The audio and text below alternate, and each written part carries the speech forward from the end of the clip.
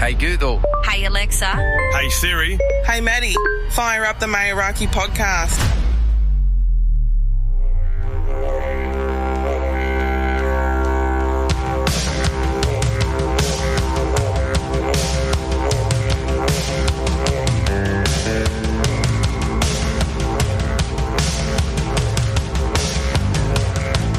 Welcome back to the Meraki Podcast. This episode is coming to you from Meraki Podcast studio on Yugambeh country. I'm Matt Cavasso and I'm a proud new knuckle man. Today's guest, I've only met once in my life, and we did a men's mental health food challenge with Jimmy Judge. Taylor is good mates with Jimmy. Taylor's doing a lot of stuff for men's mental health as well. He's been on a huge journey himself. He's still on one. I know as much as you guys about Taylor, so this is going to be good for me. And this mic's already falling. Yeah, we're going to free ball this one. This is all. There's absolutely no plan to it whatsoever, which is good. Amazing. Yeah, I think that's the best way to do it. Sometimes just that organic. So Taylor O'Moore-McClelland, welcome to the Meraki Podcast. Thank you. Thank you. Thanks for driving here, by the way, in the amazing traffic that you had to deal with. It's only shitty when you get off the Burleigh. The Gold Coast Highway, like the Pacific's all right today, but it's that Gold Coast Highway. The Gold Coast only starts at Burleigh, apparently.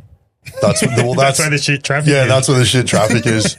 I mean, they've been working on that for that whole bloody thing for like 20 years, the whole Gold Coast Highway. It's fucked. Right. Mate, yeah. I start every podcast with a mental health check. Yep. How is your mental health? And have you ever struggled with it? And this can go for as long or as short as you want it to. I'm pretty good at the moment. Great. For the first time in my life, like I'm in a very, very transitional period. Going through a bit of existential sort of dread and introspection. Okay. And learning about myself. Yep. For the first time. Yep. Whereas, I've always hid behind what I am, not who I am. Okay. And the problem with that is you're always bound by who you are on the outside. You never spot yourself. on. Yep. So, no, I'm pretty good at the moment. But yeah, I've had my journey with mental health has been one hell of a journey, and I feel like I'm only just starting to learn about myself now enough to realize that a lot of the trials and tribulations through my life were probably amplified by a degrading mental health. How do you get to where you are now? So obviously you've had a lot go on through. What happened was my alarm went off this morning. I got in my car and I drove up through the Gold Coast Highway and ended up here. Oh, you mean, yeah, right, okay. I love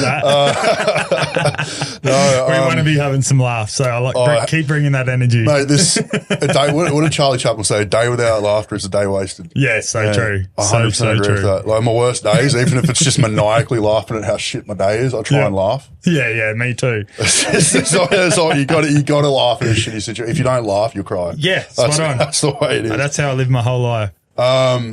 So how did I get here? Look, So you're obviously in a very good position now.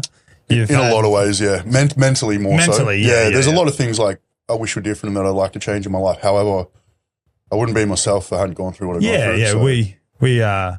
I personally, like I said to you just off air, I've lost 11 people to suicide, but that was last year, and I've lost 3 this year. But the thing is, with that's going to continue to happen. We're always going to struggle with it. Some people can deal with it better than others.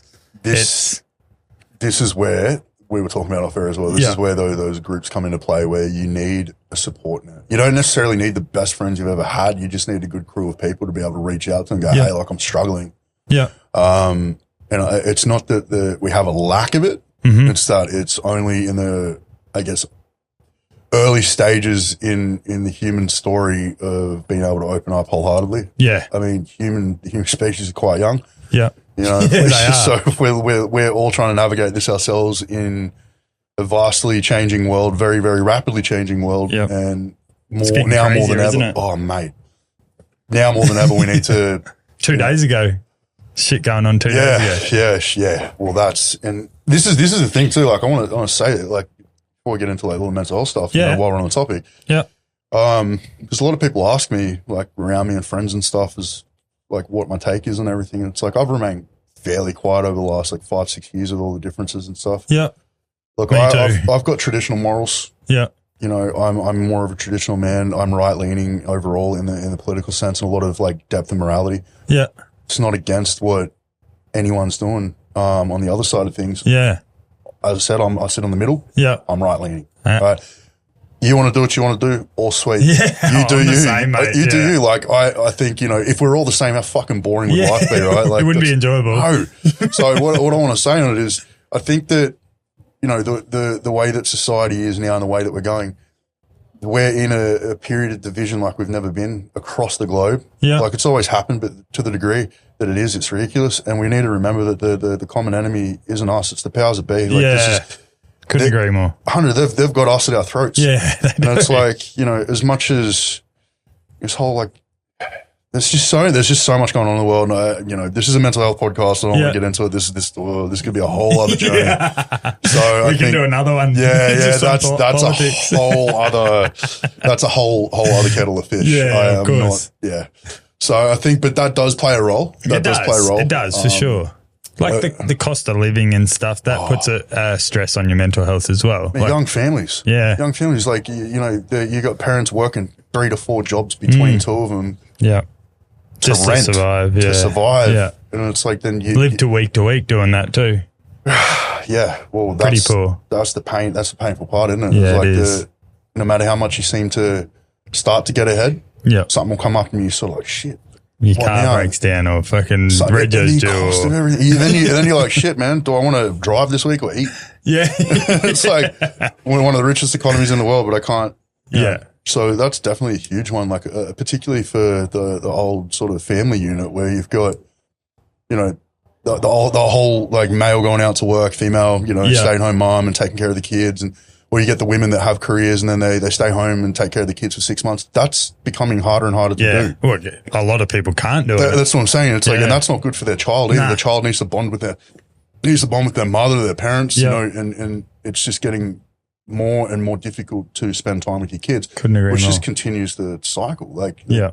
kids feel abandoned. They don't feel, not all, but a lot of kids feel abandoned. They don't feel, I guess, fulfilled. There's not a lot of fulfilling things in this life. Like everything's so cutthroat, disposable. You know, this is boring. I'm on to the next thing. Like I think everyone just needs to step back a little bit from this progressing world and just Couldn't agree more. just sort of check on each other because we're at a point where it's so many people around me are breaking. Yeah.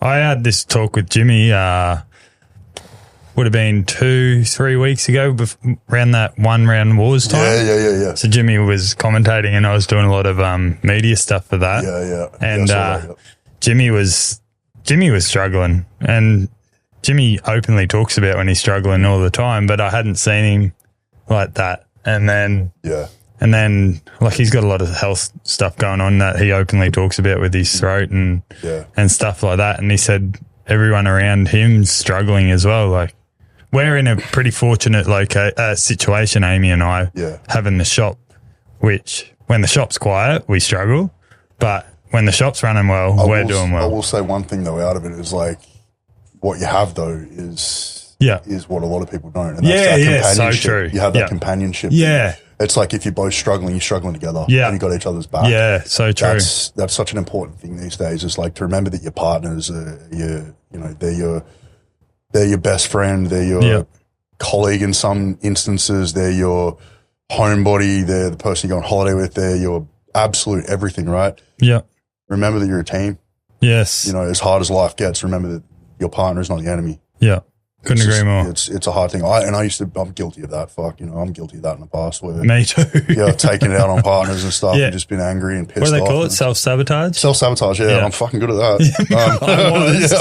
I was. Yeah, look, I won't say I'm good at that nowadays. I was good at that. I'm still learning. I still have my moments. Yeah. Fucking human. I did a little self-sabotage here when I forgot these. I was amazing when I come in, and then I was cranky at myself, and then everything's fucking right. Yeah, and I verbally expressed my feelings when I shouldn't have because Amy was preparing to tattoo. Yeah, and then I fucking cracked the shits, and I didn't yell at anyone. I just said one thing to Amy, and it was obviously the wrong thing the way I said it. And I left. Yeah, that's how we say it. But I left. I didn't say goodbye.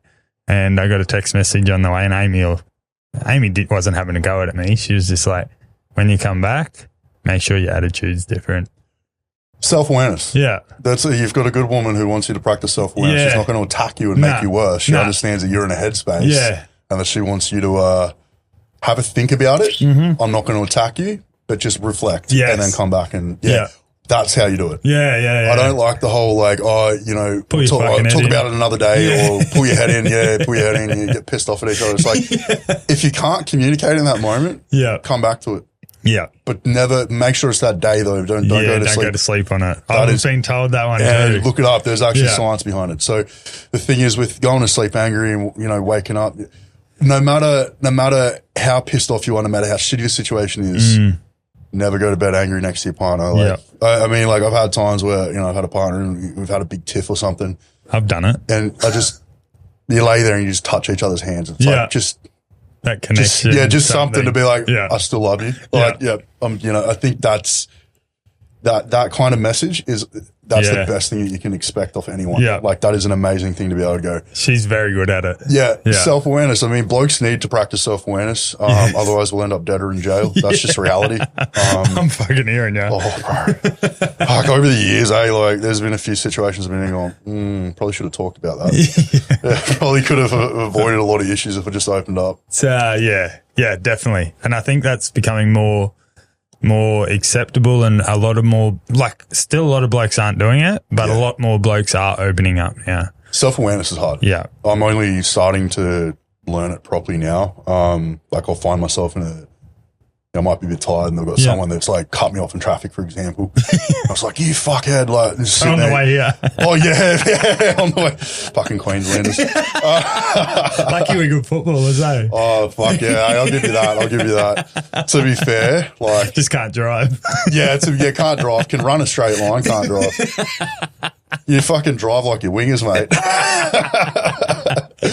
No, I think I think that feeling of just that, fuck this guy. It's learning to just is this going to affect me in an hour? No, I'm fucking not even going to remember it. Well, I think Amy was telling me, and you'll probably agree with this, you work in the hospitals and see a lot of this mental health stuff. And Amy was saying that when you raise your voice, and get pissed off and yell, it takes 7 hours for your cortisol levels to come back down to normal. Yeah, that's about right. Yeah, cortisol's a hell of a thing. I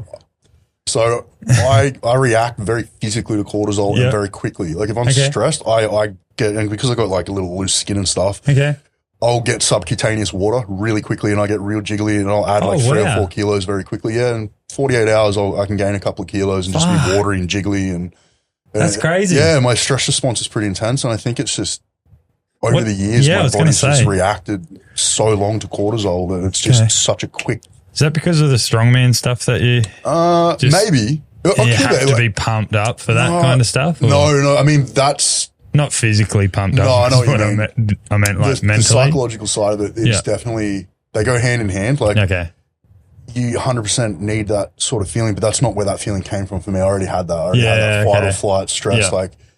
I knew what depression, anxiety was when I was in single digits. My first suicide attempt, I was 8 or 9 years old. And it's that. How do you get to that mental capacity? That's a child at that age shouldn't know that. No. Shouldn't understand. How did you get to that? I can't tell you. Yeah. I can't. There wasn't one. It's just, so I got complex PTSD from a multitude of events through my life. And it's there are things I can pinpoint from being younger that can be triggers for that big cortisol response and that stress response. Okay. But the understanding of, I don't know where all that came from. I don't know. I've always somehow just had knowledge of shit, but I don't know if it's stuff I've read and I've just retained the info. Over the years, I've always had a bit of a knowledge of it. So when I was younger, I understood the concept of a lot of things prematurely, I guess, which isn't necessarily a good thing. Some people think, that's being smart, but I didn't have the mental capacity to deal with a lot of things I thought. Yeah. So at a young age, that stress response, a lot of the time I was stressed just from my own thoughts. Yeah. It's only now in my 30s, I'm only starting to grasp and understand. Yeah. I'm only starting to grasp. Through my 20s, I had moments of self-awareness, but they disappeared very quickly. Yeah, okay. And with the emotional ups and downs that I get, it's quite difficult sometimes to be self-aware. Yeah, like you of might course. be extremely sad. Like people expect it. You know, you sit there and sort of, oh yeah, feeling a bit shit today. You know? And then you can sit there in your head and fixate on it. Or you go, oh, I'm just having a shit day. And the way I do that is I'll look at everything and go, is there anything around me that's changed? Yeah. Not really. Well, then it's in me and I'm just having a shit day. Tomorrow's a new day. I'm not going to let this ruin my day today. I'm just going to be gentle with how I approach things. And do things that make you happy? Exactly. Yeah. Try and focus and do things that, like, even at work, like if I'm off, I sort of go into more of a quiet sort of mode now, and I'll just allow myself to understand that I'm feeling like, because I used to try and understand what was happening. And it's like, I don't fucking know where it's come from. Like, it's just a chemical response in my body, and I'm like a physiological thing that's happening. And it's like, sometimes you just feel like shit. Yeah. And and that's okay. It's just, of course, it's how you react to it. Yeah. Are you medicated at the moment? Yeah. So I take, I had a huge event happen last year where October 22nd last year, I nearly successfully took my life. Fuck. Right. It was a really, really bad. I completely lost myself. Like, what got you to that place? Do you know? You don't have to talk about it. No. We'll talk about it. I was just lost my train of thought. Sorry, guys. I digress. Medication. So I got switched over. I was on 100 sertraline for 7 years or whatever it was. Okay. And antidepressant? Yeah, antidepressant, SSRI. And it affects so much, and you sort of become numb to a lot of things. I know how you feel with that. It's horrible. Hey, bro, like, do you take anything? I used to, not anymore. I was wrongly diagnosed. I've been there, bro. So I had type 2 bipolar. Yeah, I've been misdiagnosed with that too. Yeah. And then I also had, it's like 2 personality. Fuck, I can't even. Oh my God. It's not multiple personality disorder. You know what I mean? Yeah. Dissociative identity disorder. Yeah. No, it's, I know what it's called. It's on the tip of my tongue. It's like BP something. BPD. Yeah, that's what it is. I think I've been diagnosed with that and bipolar too. Yeah. And so I was taking Valparate and something else, and my mood was just it was fucked. Wasn't good. My experience was sertraline I was initially diagnosed with BPD in 2017. For those of you who don't know, that's borderline personality disorder. Yes, that's it. Yeah. Yep. I knew it started with B, and then does have traits. I mean, essentially, BPD is like the worst mental illness in a lot of ways. And a lot of people say, there's a stigma on it. A lot of people go, that person's horrible because they got BPD. Or it's like, they don't want to be like that. No. Like, some of them will use that. Don't get me wrong. Yeah. Some of the people I've met over the years that have BPD aren't necessarily the greatest individuals. No. I have been there. Yeah. However, it's the willingness and desire to understand so that you don't, so that you can alter your traits. You can get past the traits. You can change things. It's just a willingness and a process, and it's submitting to help. So I had psychologist and psychiatrist appointments, and all the medication was, if you a lot of people wouldn't know this, so I've never opened up about this on here. I appreciate it, man. This is, this is kind of like the way I'm going with mine is like, I don't care anymore. Like, I'm getting too old to give a shit. Yeah, me like, too. I'm nearly 40. Yeah. Fuck, he's nearly 40. I look older than him. It's my fake teeth. Oh, I see how it is. Too many blues when he was younger. And the hair. What are you talking about, the hair? You got the men's haircut of men's haircuts. You got like a mullet without a mullet. You got a mullet without the rest of the hair. A skullet, I think they call it. You go full Viking. This is a skullet. I can't grow a beard. That's my problem. Nah, really. I just hang myself from the. That was pretty dark joke for today's topic. But that's the other thing, dark humor. You got to have a dark sense of humor in this world. So true. So have you had like many different psychiatrists tell you different stories? So I only saw different diagnosis and like different sort of perspective on your story. Sorry, I saw two different ones in the same town, and the second one was the one that said that I was wrongly diagnosed. Yeah. So Yeah. I've been there. So then I got off the medication and like I used to drink heaps, which was never so that a was good my next thing. question. Did you always have like drugs? Yeah. I've been there. So I was like real bad. Got like 4 days on benders for like 4 days every time I'd touch alcohol. Like You and I are very similar. got really, really, really bad. Fuck, we're similar. And then I have not had an alcoholic beverage for over 2 years. I stopped counting after 2 years, which is probably would be 3 months ago. It was 2 years. Yeah, So I've stopped, and I haven't had a bag or fucking MD or anything for like 4 years. Fuck yeah, man. That's And awesome. Congrats. That's huge. Yeah. Yeah. So it's just my whole life's completely different. It helps that I have a girlfriend that doesn't drink. Yeah, that's never done drugs in her life. That's a huge one. And I hang around the boys still, but I just don't get involved in. I think that's a good way to, like, if you keep your friendships, but just understand it's like, you know, they know. And this is the thing with, like, you know, you do you, which is what I was saying before, is like, I don't care what side of the fence you're on. Yeah. Like, you do you, as long as it doesn't hurt or affect anyone. The thing is, if you choose to drink, sweet, it might not affect you the way it does other people. I'm someone the same as you. Like, I can't drink because I just, one's too many, 1,000's not enough. Like, I quit drinking literally, like, just after, or just shy of my 22nd birthday. Like, I started drinking when I was like 13 or 14. Yeah. So, like, I quit drinking June 2013. So, what are we, over 12 years now. Yeah. And, that's amazing. It's just something that never served me purpose. And it's like, when I was younger, I hated smoking. Well, it's not that I hated smoking weed. I just never really enjoyed it that much. And funnily enough, now that's one of my medications. I noticed that on your profile. Prescribed medical cannabis. And the reason I don't advertise it as like a look at me. Everyone take drugs and look at me. It's more like, I have an appreciation for the plant. I have an appreciation for the medicinal properties. I totally agree with it. Yeah. And I think it should be legal. Yeah. I think, you know, we've got bottle shops and alcohol ruins more lives than weed ever has. I've said this on a podcast. Mate, it fucking does my head in. It's like one of the cool things when I was in the US is like, you got weed shops in some states everywhere. And it's like, it knocks off half the crime. The weed's quality. It's not laced. Yeah. It's not going to be, you know, you don't have dealers ripping people off. It's regulated. And look, the economy can make tax of it. I think it should be legal. Yeah. However, they do need programs in play prior to. Yeah, of course. To facilitate addiction. Because there are people, like, I'm someone that I can go a night or two without having it. I'm only a nightly stoner. Some occasionally through the day, if I want to have a bit of fun with mates or something, I've got a day off, like fucking we'll go bowling, like, you know, bowling or something like that, or want to go and do an activity, bake. It's kind of fun. But what I found with it is like it served a lot of purpose to me athletically, recovery. It also helps me not dream. I get really chronic PTSD nightmares. I don't dream when I smoke weed. So I find that that's a positive, but alcohol never was. It was never a positive for me. So I can't really name any major positive event that began with I was drunk. Yeah. Like, fucking how many stories? Like, you get cool stories. I got some cool stories. Not necessarily good ones. Yeah.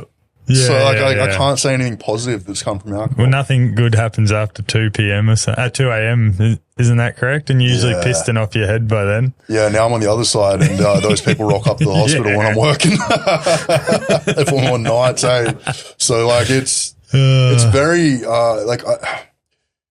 the way I portray it is like, I appreciate the plant, I appreciate the sensation. You know, one of the positive things for me as well, like, because I got mates that were addicted. I grew up in Byron Bay. I grew up in a place where, you know, are you still down there, or down in Ballina somewhere? Ballina. Yeah, Ballina and Byron. Yeah, same all the place. same area. Yeah. 2 minutes Northern away. Rivers is Northern Rivers. Yeah.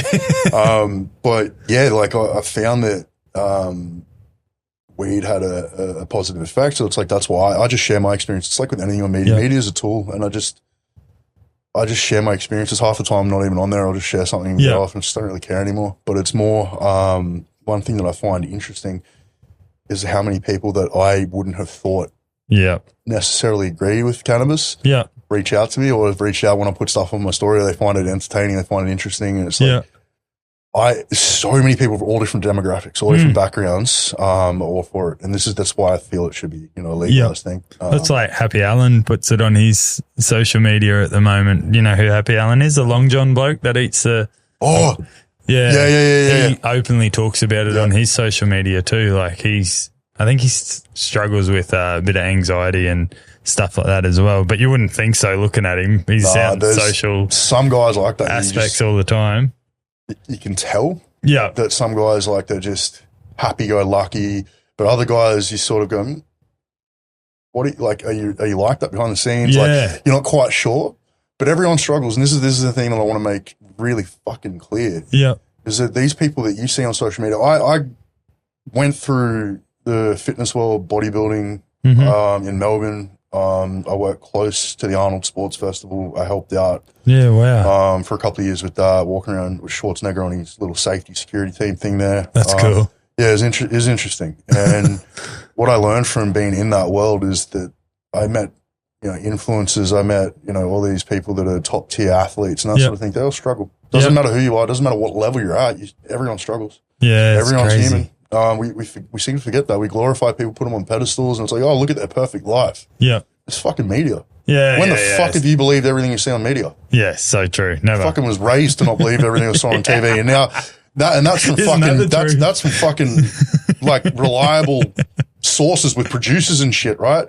Yeah. This is just a motherfucking Timmy from up the road who's put something on Instagram. You fucking believe him, mate? Like we're in say it better myself.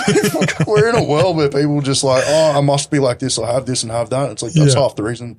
It's half the reason we're all fucking depressed. That's why I like.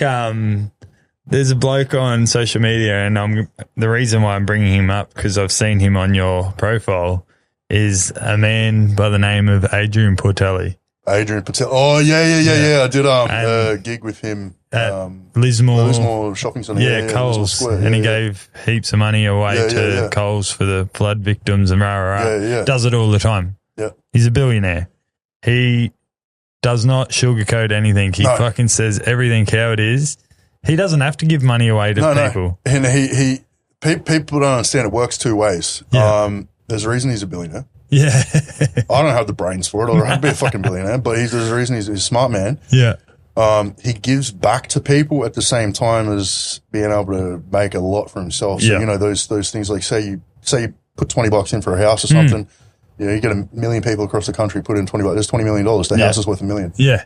Spot on. So he's very smart with what he does. It's really smart how he's worked it. But at the same time, it does help some other people and it gives people a chance. And it's like we all gamble to some degree. Fucking Keno. Yeah. Like we all gamble. It's a gamble to some degree. It's all gambling. I'm signed up to LMCT Plus for the simple reason is I like what he does with his money. Yeah, I agree, bro. I know I'm not going to fucking win. And if I do, so be it.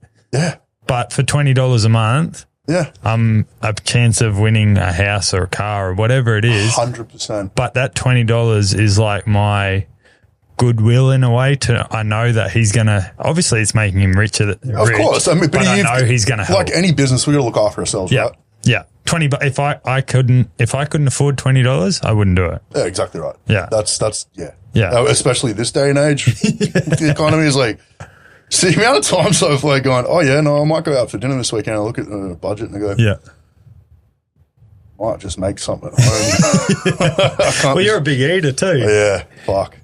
You and Jimmy, we've done a couple now. A few now. I'm thinking about doing one after this. Actually, I'm not sure. Today? I was thinking about going down to Zipickle. Oh yeah, in Burley. Yeah. That's the one that does the burgers. You do this big burger. Yeah, I've seen Jimmy do that. Yeah, you got to do it on under 10 minutes. I reckon you'll be able to do it. I reckon I'll be able to do it. But I'm not like my gut's not feeling too crushed today. Yeah, well, don't do it then. I'm not quite sure. I'm like, I don't really want to pay $75 for a fucking burger. If I don't have to. So like, I want to go in there on a day that I know that I'm going to crush it. Yeah. Well, you just did chuffers with Jimmy. Yeah, I did chuffers. That was. It's a big burger, eh? I stuffed up with that though because I left the lettuce till the end. So I ate everything. The bread. Yeah, I did everything. Chips. And Jimmy and I were like almost finished both of us. I think we got to about like 13:45 or something. Okay. And I finished, but it was throwing all the lettuce in my mouth. And Jimmy's a sympathetic spewer like I am. So like I can handle all different stuff. I can't handle vomit. Okay. Like someone vomits at work, I'm out. I struggle to eat anywhere near it. Like I'm not good with vomit. All right. So like I deal with all kinds of shit at work, literally. But when it comes to vomit, so poor Jimmy's sitting next to me. He's almost done. Oh, I got stuck in your throat. Yeah, bro. Well, no, it actually went down, but I had so much air that when I burped, all the lettuce come back up. Oh, no. And it, like, obviously it's gross as fuck, but like a big chunk of lettuce and stuff come out. And like, I went, and just coming out. Jimmy's left the chair. Like, he was halfway, still chips in his hand, the poor bastard.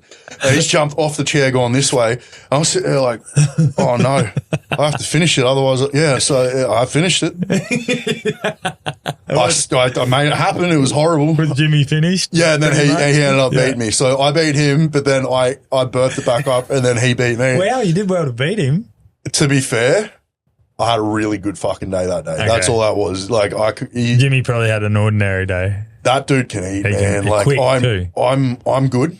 I know I'm good at eating, but he's next level. There's a reason he gets paid to eat and drives around traveling and eating, bro. Like that guy can eat. The funny thing is, and you know Jimmy pretty well, and so do I. He obviously used to live with us, but Jimmy's, in my eyes, and I follow it a bit, probably not as much as you do, he's probably in the top 5 in Australia. I reckon if you really probably top 3. Nailed it, yeah, I reckon top 5 for sure. Because like if he really nailed it and like went in for time, he could smash most people. But then you look at Jay Webby, and he's just fucking. Well, he does like burger challenges in like fucking 2 or 3 minutes. Dude, have you been to Longboards? No, so that's the Fat Boy. I had someone recommend that. A mate of mine recommend that. It's literally like a kilometre from here. Really? Yeah, it's not far. It's $69. Ooh. It's 1.8 kilos plus, I think it's including chips, maybe.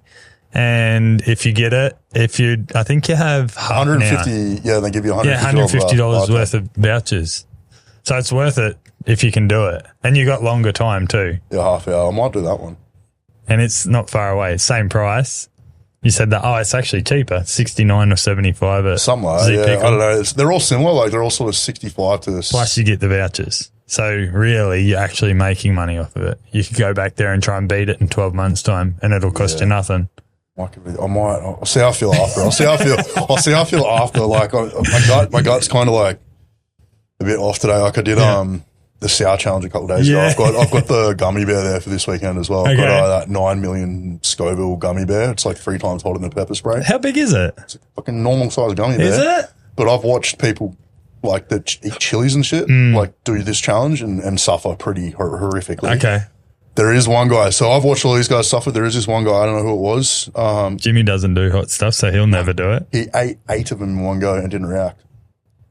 The dude put fucking 8 of them or something in his mouth. I think it was 6 or 8. Don't quote me. 6 He's or 8. obviously off his head, that bloke. He just ate him and just didn't react. So this guy's it's like that old bloke on social media. Seen yeah, eats all with the high pitched voice. Yeah. That guy. Yeah. Oh, he does not react at all to anything. And he's sitting there dipping Carolina Reaper in like Carolina Reaper. Or he says that Miss whatever sauce. Yeah. He dips it in there and then he's like eating all like Carolina Reaper after Carolina Reaper, dipping it in other sauces. How does he do that? I don't understand. I don't know, man, but I'd be doing some. I'd be dead. I'd be doing 100-meter sprints with that turbo. You know, like Marty and Michael, how Michael gets hit with the and then he like sprints off every time it hurts. Yeah. That'd be me eating that chili stuff. You just be running, bro. You see this steam going off in the horizon. Be shitting me bed. Like I'm okay with hot shit. Like I've been pretty good with hot shit over the years. To be fair, I was good with sour stuff, but I haven't really had much sour stuff. Probably the last like 10 years. Like every now and then I might. You're about to fucking go next level. No, well, I did the mega sour and that just messed me up. Did it blister your tongue or make you inside? No, I reckon if I had another couple, it would have. Okay. Like it was similar to the old Warheads, like Josh, owner of Cyclone. Yeah. I gave him and his missus one inch, and they I put that up in my story. They didn't even react. They teared up like as you do. Like that's just a body response. But those two, they just copped it. Yeah, it was like. Well, it turns out I'm a pussy. Like I thought I was pretty good with sour shit. No, they just did not even react. So this is hot. The hot one. Have you had the hot chips? No, not yet. That's my mate's had those, and I brought them and took them to work. And my mate likes hot stuff, and he ate the whole packet.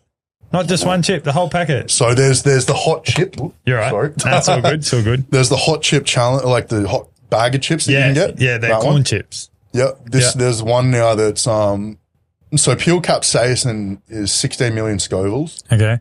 Pepper spray is 3 million Scovilles. Okay. Carolina Reaper is 1.5 million Scovilles. This gummy bear is 9. 9 million. Right? Wow. There is a chip challenge, 12.5 million Scovilles. Fuck. 12.5. It's almost like it's coming up close to pure capsaicin. Like, yeah, that's crazy. I want to do it though. Have you, you're a lunatic. I don't know why, but there's just, yeah. Do you know what ghost chilies are? Yeah, so my first experience with a ghost chili, I didn't know what the fuck You got they were. stitched up by someone? Yeah, I ate two of them. So Yeah. my mate, his dad's They're like, fucked, eh? oh, bro, his dad's into like culinary stuff. This is 2013. Okay. This is before Carolina. This is when ghost pepper was number 1. Yeah. Or number 2. No, I think it's still number 1. And I had no idea what it was. And they're usually pretty, like, Yeah, they're tiny. Not like crazy big yet. But my mate had a couple that were a bit bigger, and he pulls one out and goes, oh, my dad likes chilies. This is a ghost pepper. Do you know what that is? I was like, man, Can't be that bad. Yeah, it's a like, ghost. Should be right. And I just didn't even think. I just grabbed it and started chewing. And he goes, like, the look on his face, he goes, I was going to see if you want, that's wild. Whatever. Before it kicked in, I grabbed another one. Oh, yeah, so stupid. So no. stupid. I paid for it so bad. So I chucked the second one in my mouth. Yeah. And I was sitting there at the table within like 10 minutes. I was sweating, blurry vision, just like skull and milk spitting out like yogurt, whatever I could get my hands on. I was probably about an hour, I reckon nearly an hour, somewhere in 40 minutes to an hour of just absolute hell. Yeah, and then it sort of went off to this weird numbing feeling where your mouth was kind of like bzzz, numb, weird buzzing sensation. And then it sort of started to wear off a couple of hours after, but it was horrific. Not good. And then the next day, there was one less toilet in Fitzroy, Melbourne, I'll tell you that. It wasn't a pleasant feeling. So I think that's the only time I've ever done anything over 1 million. Okay. Like I've done a fair few like hot chilies, but never like that. So this gummy bear is going to be intense. Yeah, like I like hot shit, but first time I ever I had never ate it, but I used to work underground, and some of the boys would buy these ghost chilies off like online, and what they would do is we'd go underground, and someone like you'd fall asleep with your lunch bag or your water bottle in your lap because you'd be in the back of this transport vehicle, and then you'd have 2 people up the front that would drive. Yeah. And some people would fucking, when we're having like a toolbox or something, toolbox meeting, they would rub it around your water bottle or rub it on your lunch box, because they were like aluminium boxes, and you'd rest like your arms and that on them, and you'd go to have a drink of your drink bottle, or they'd put it on fucking the steering wheel or whatever on the machinery. A hard day work. Yeah. The start of your morning, you're fucked for the whole day. It wasn't enjoyable. I never ate them for that simple reason. I thought, well, if it can burn your skin like that and like your lips, like I'd hate to know what it feels like. So, and you've just told me what it feels like. Yeah, so it's no thanks. It's not pleasant, bro. Like, yeah, it's culturally acceptable in some places to just eat them like that, like because they're raised with it and they build it up and build up their palate over years. Yep. But in Western culture, we're not. Most of us are not, I guess, climatized to it. No, like, not at all. It is. Yeah, it's a whole other level of heat. Like you actually, that kind of level. It's not like just a hot sort of sensation. It's like a proper stinging feeling. Like it's like an actual pain response. Yeah, no thanks. So like, I'm sort of, I have an idea of what to expect, but this is 9 times hotter than a ghost pepper. Nah. Like if you've ever been hit by pepper spray, it's 3 times that. Yeah, wow. Yeah, so pepper spray is 3 million. I've been hit by that. 3 million. Sorry, I haven't been directly hit by it. I've been very close to it. Close enough that you can smell it and feel it, yeah. So that's 3 million. This is 9. Wow. So it's 3 times pepper spray. So I think anything over 1 million or 2 million at this point is just going to hurt. Doesn't matter. Yeah. What it is. In and out. Yeah. Yes. Yes, in and out. A question I do have, and I'm going to use a few of these. Mm-hmm. What's your purpose in life? Very deep question. And it's okay if you don't know what it is. Rack lines and fuck hoes. No. He hasn't been. Not anymore. Take it out of what you will. Look, man, we've all got a history, right? We wouldn't be sitting here having this conversation if there wasn't any history. But I've done the back in lines. I mean, I used to do too many lines of the idea of hose. Nah. You could Two things, I've got to share it, and that ain't going to be working. So I'd rather just dance, bro. True. I mean, that's the truth, right? You're always like, I'm going to take ecstasy and go, fuck, no, it doesn't work like that. If you've never taken drugs and you've watched it in the movies and all of a sudden everyone's having fucking orgies and they're on drugs, it doesn't work like that. Not without some kind of external influence like Viagra. It ain't going to happen. Sometimes that doesn't work. Not that I know from experience. Maybe. No, look, in all seriousness, no, my purpose in life, I feel, I'm only just, again, I mean, this is a very pivotal point in my life where I feel like I've not wasted time. Like I don't like to think in regret or negative terms. Like I don't like the word regret. So I don't look back on anything and regret it, but I definitely spent a lot of time in the gym and I've missed out on a lot. And I feel like my purpose in life now, for me personally, is to enjoy each day, try and find some kind of purpose in each day that whether it's a swim in the water or just something simple to sort of ground me. Yeah, nice. And do you do a lot of barefoot walking? No? More now, yeah. I did when I was younger, and I definitely more now. But I think what my purpose in life is with myself is just to enjoy each day. But my purpose in life to society and other people is just to help. Yeah, like nice. With my job, I work with a lot of elderly, and I really enjoy that, and I like hearing their stories. Yeah. And I feel like we need to give back to the people that built the society that we call Couldn't home, agree more. Right? So I think that's a huge part, is just being involved in my community, being an ear for friends and people that need it, as well as sharing my story so that like I've got, embarrassing parts of my life. I've got parts of my life that but I think my purpose is to express parts of my story that people might find uncomfortable, relatable, and understand that they're not alone. Because for a lot of my life, I felt alone. Even now, I still have days where I feel completely and utterly alone. And the irony is, in a world that's so connected, we feel more alone than ever. So I feel like my purpose in life, more than anything right now, is to just find balance and peace, maintain happiness as much as possible, and try and share my experiences in order to help other people achieve that. That's it. Like, oh, that's a carton on my behalf. And I don't even drink. Fuck. I've been done twice, back-to-back episodes too. My phone's gone off. Mine's always on silent, bro. So's mine normally. I'm going to turn it on and self-sabotage, bro. Self-sabotage. I don't even have that number saved, so it's even worse. It's not even like, I don't even know the fuck that is. Yeah. That's happened, trust me. What's your purpose? My purpose is to help people and give people an avenue to tell their story. And if I can help anyone, be it through my knowledge of my life so far or the way I deal with things, I feel this podcast is definitely my purpose of giving people that opportunity. I think it's good what you're doing. Yeah, I think so. I've never ever started this to make money. I've never most of us don't, and this is the thing that I'll say. There is people that do. There are people that do, but the majority of us that are just talking like this, or that do a lot of these mental health things, or want to just help. Yep. And I will say, because between us two, we know a lot of people in the media circles.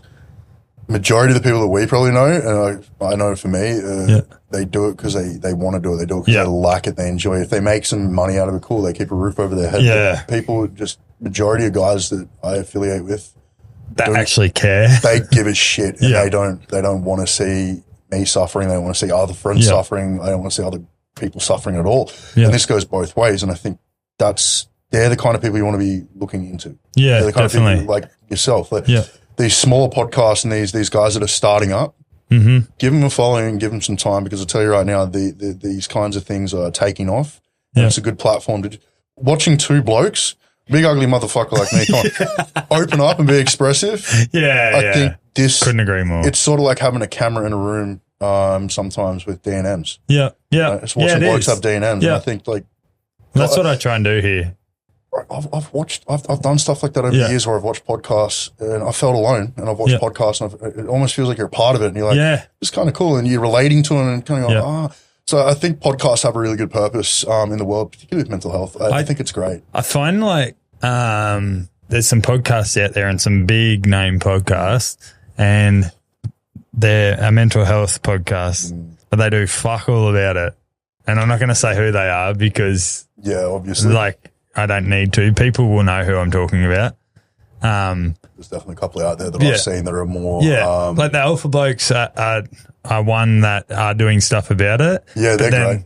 But I've found, like, we tattooed Tommy and then you got, like, Knuckles is a good mate of mine that owns Country Trucker Caps. Those boys are starting to do a lot more stuff about it. Yeah. But what I don't like, and this is just my personal opinion, and Jimmy Judge agrees with me with this, and you will too when I say it, is they're about mental health and stuff, but I know they still have to pay their bills because that's their job at the end of the day.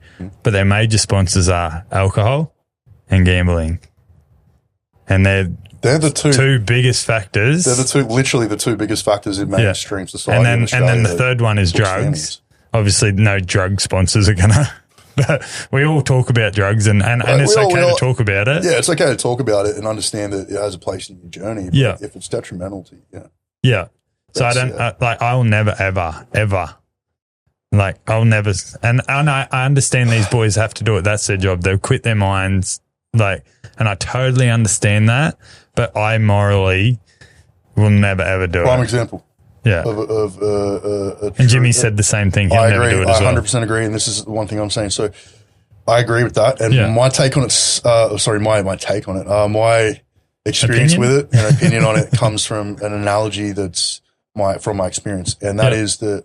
No, you're right. That is my experience with particularly supplement industry and the fitness industry where sponsors, people just take sponsors. It's like, I did it a couple of times. Yeah. I was affiliated with Max's there at one stage. I've been affiliated with Muscle Meds. Yeah. A number of different ones over the years when I was, like I'm talking over the last like 10, 11 years. When you're doing your bodybuilding, strongman, like all that, And back when I was bodybuilding, I had a fair following as well, just from my fitness transformation initially. Like I lost like half my body weight. I had the skin surgery. I went to Thailand for skin surgery, all that. So I had, I think like 20, 30,000 followers or something on that account years ago. I was actually really happy. That got hacked. I was really happy when that got hacked. I was over it. I was just over it. Everyone, I wouldn't be on media for a day and people be like, oh, where the fuck are you? Like, that's you okay? What Jimmy says like, too. I'm just fucking living my life for a day, bro. Like, I'm spending time with, my then wife, like I don't need to be I'm not accountable to any of you. Yeah. So I think like there's that side of it, which can be a little bit. Yeah. I totally respect what the boys are doing. Like, everything they're doing is amazing. That's just that tiny little bit that I don't agree with. Well, that's where it came into play for me. It was like I started to realize that some of the companies that had reached out, there are plenty of companies that I said no to. Yeah. But not at first, because when I was at first, I was like, oh, shit, people want me. Yeah. Man, the more that I read into certain companies or ingredients in certain supplements and things like that, I was like, it's not really for me. Yeah. Like, I don't want to fucking promote something that I wouldn't go out and take or buy. Like, I can't. Yeah, it doesn't make sense, eh? Like, I just can't. That's one of the huge things with sponsors, ambassadorships and all that. Yeah. Is you got to remember the majority of especially big companies. Yeah. If they're offering you something like that, get something on paper. Don't just start sharing their stuff. Mm-hmm. And going through the sponsorship process or ambassador, because you're doing their dirty work. You're doing advertising for them. And if you've got any kind of following or any kind of loyal following, it doesn't matter how small or big, could be 100 followers, could be 1 million. It doesn't matter how small or big. There is an influence to a degree that you're promoting something that if you don't agree with, then like I can't get on board with that. I just can't. I can't promote something that I don't like, enjoy, or agree with. I'll be open and honest. It's funny you say that, because I have a board short sponsor, which boardies dookies.co, and they are a Gold Coast like company. Oh, yeah. Do you remember Michael Crocker that used to play for the Roosters and played for Queensland, played for Australia? Is that blonde fella? Yeah. I think I know who you mean. Yeah. So he his wife owns this company. Okay. And then Front Runner. That's cool. So I'm not sponsored by them, but I've been buying their shit. You know how big Front Runner is now. Yeah. They're nuts. I've been buying their shit for since it first come out. So I've been fucking with their brand for forever. And I messaged Jai, he's not silent any now, but he used to be. And Tim Henley's the bloke that used to have the long hair and is the face of Front Runner. Yeah, okay. So Jai, I messaged Jai. No, you're all right. We knew it would happen. We were talking about this. Look at that, mate. Fuck, how good. Don't move. Might have to just pull the whole thing towards you, maybe. There you go. This is the balance we were talking about. This is the balance. And I messaged Jai and I said, mate, I don't want sponsorship. I don't want any free products. You can look at my account. You can see I've been fucking with your company for ages. But what I want to do is I want to put an ad on my podcast of your business. Yeah. And I said, I don't want a code. I don't want anything like that. I said, do you mind? And he said, mate, I'd be honored. That's cool. See, business collaboration. Yeah. And things like that, mutuality between mates, like wanting to see your mates succeed and that sort of stuff. So I've never met, I've met him once and I didn't ask him then, but I just created that relationship. Jimmy used to be sponsored by Front Runner. Yeah. And when Jimmy moved out, he gave me a shitload of his shirts, which is fucking pretty cool. Yeah. And I just said to Jai, mate, the very first episode I did of this, I wore a Front Runner shirt and a Dookie's pair of shorts. And it's been habit ever since. I've never, ever not. I've always liked these kinds of shorts to this style. Just a bit different. I'm into it now. Like now that I'm getting slimmer and everything, I'm right down into my sort of shorter shorts. Yeah. And like, these are what I just wear. These are just came up. This is what I wear as boardies, but I'm looking at some shit coming into summer. Well, so they make 5XL. Fuck it. Well, I'm not that big anymore. I used to be though. I wouldn't have fit people them. that are that big. Yeah. That's awesome that they do that because a lot of places don't. And it's not just overweight people, like big dudes, like bodybuilders, strongmen, powerlifters and all that stuff. We like to go to the beach too. I mean, we ain't as pretty and slender. Do you know that, what's that bloke's name? James Smith or something, is it? He's overseas, bit of an influencer. He wears their boardies. He's had, and then there's Sean. Oh, he's like some PT bloke down in Sydney. He's pretty big as well and has huge fucking quads on him as well. They're probably no faces. Yeah, you would for sure. Yeah. And and then they've had like an NBA player wear them. Reece Walsh that plays for the Broncos. Yeah, that's cool. Kim Kardashian or one of those girls' husbands buys the shorts. See, that is cool. Just cool shit that. Yeah, that's cool. They've built a following. They've only got I don't have anywhere near that, but it's like 7,000 or 8,000 followers, but they're just loyal. Yeah. Loyal. I've got a pretty good following. About 7,000 or 8,000 where it's like, but a lot of them were from strongmen. So I think a lot of it's quietened down a bit. Yeah. I don't have as many active sort of engagements, but it's good when you see companies like that. Yeah. That it's not quantity, it's quality. Yeah. Yeah. That's what we've got here. That's what matters. Yeah. Quality is better than quantity. It doesn't. Fuck, like it goes with everything in life. Yeah. I'm refer back to Jimmy. Jimmy has quality and quantity. Yeah. However, he started with quality, and that's why he has quantity. That's spot on. It's like, we like. I want to build my following up to an extent now. Use the media as a tool. I'd like to. I've got ideas for like clothing line down the track and that sort of stuff. But you need a market. You do. I've got to build that market up. And now that I'm not doing strongman, I had to figure out what I was doing with my media and everything. Listeners, as everybody knows, I wear Front Runner on every episode of the Meraki Podcast. Front Runner is an Australian streetwear label dedicated to crafting the highest quality apparel available in the market. Whether you're chasing PBs, chasing the kids, or just chasing the weekend, Front Runner has you covered. I've been wearing their stuff on and off the mic, and honestly, it's the kind of fits that make you feel like you've got your life together, even if you don't. Check them out at frontrunnerau.com or follow them on socials at frontrunner_au. AUS, because if you're going to run your own race, you might as well do it looking good. Let's go.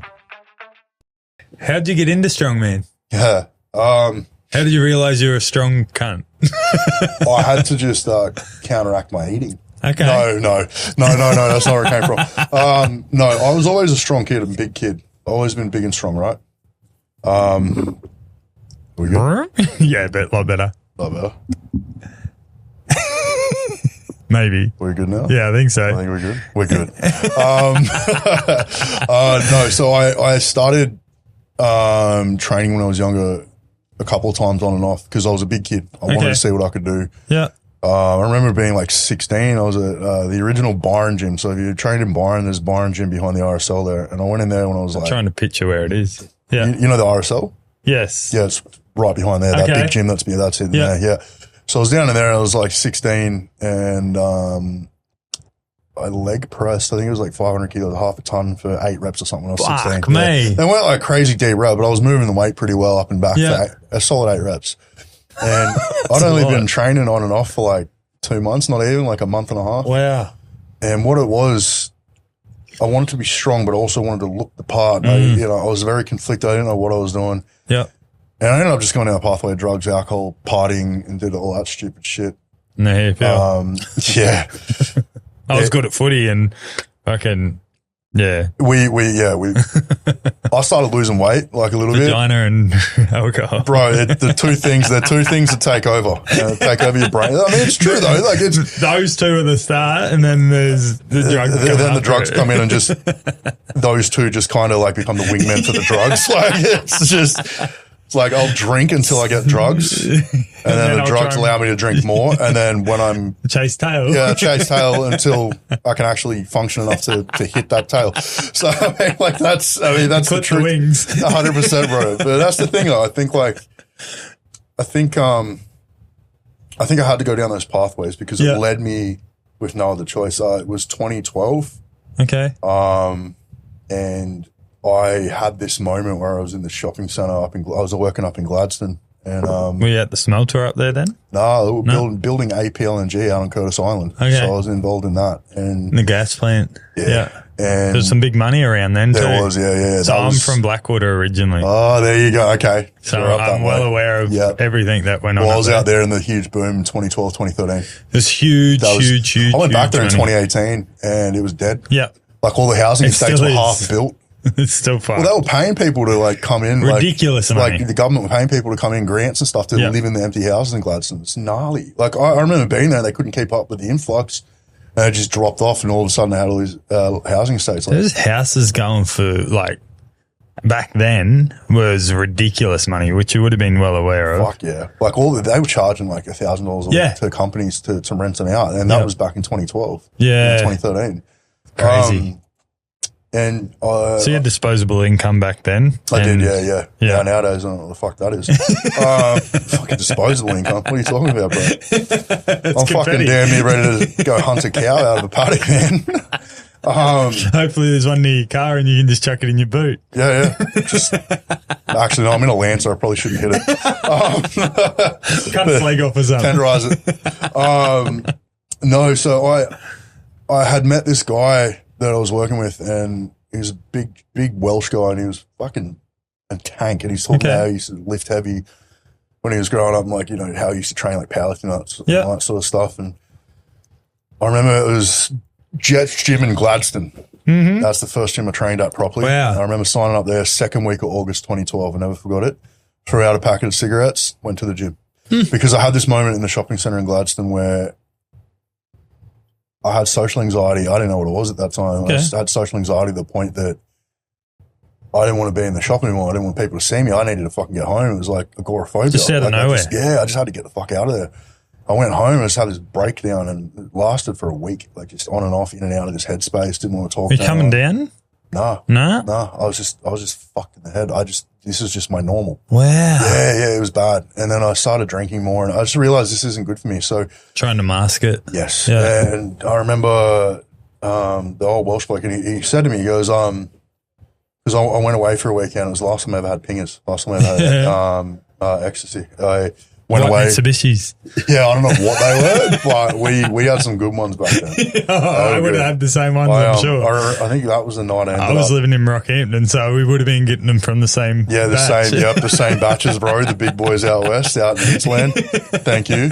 Sponsored by White Mitsubishi and Captain America's yellow Volkswagens and everything else. It's Oh, fuck it does. The yellow Volkswagens. Fun story, my first pills turned out they were fucking ketamine. Oh, no. I took enough. I started tripping balls, dude. I was hallucinating. I'm like, this isn't what I was described. Sitting there just watching like geometric patterns on the ground. Yeah, they probably had acid in them as well, by the sounds of it. I've had a bit of everything. So boy. Except ice and heroin. They're the only two things I haven't had. I've had both. Okay. I had only heroin once, but it was smack-based pills. Okay. And they were pills that were given. Yeah, they were given to me, and it felt incredible. I can see what people. It's fucking. I don't want to go near that shit. Like it was. It felt so good. Yeah, I was stuck on the couch, just so happy about everything. Wow. I just couldn't move. It was bad. Don't touch drugs, kids. Don't touch drugs, kids. It's fucked up. And I can see ice. why. First time I ever had ice. Fuck. So I was sitting. They say it's fucking like an actual really good feeling. It is an amazing feeling. Yeah. Not when you're on acid. Okay. My first time ever having it, I was on acid.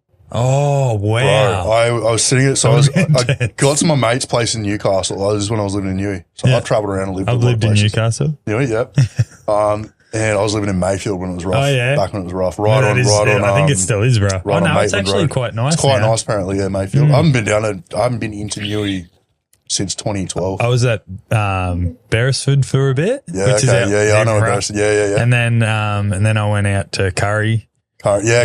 Yep. Yeah. I worked out on T2. I worked out on the Hunter Expressway. Okay. I worked on the Hunter Expressway. Yeah, I worked underground out there as well. Oh, there you go. So I worked in Warrabrook at the coffee lab, like the base lab there in Warrabrook. Yeah, nice. Fucking go.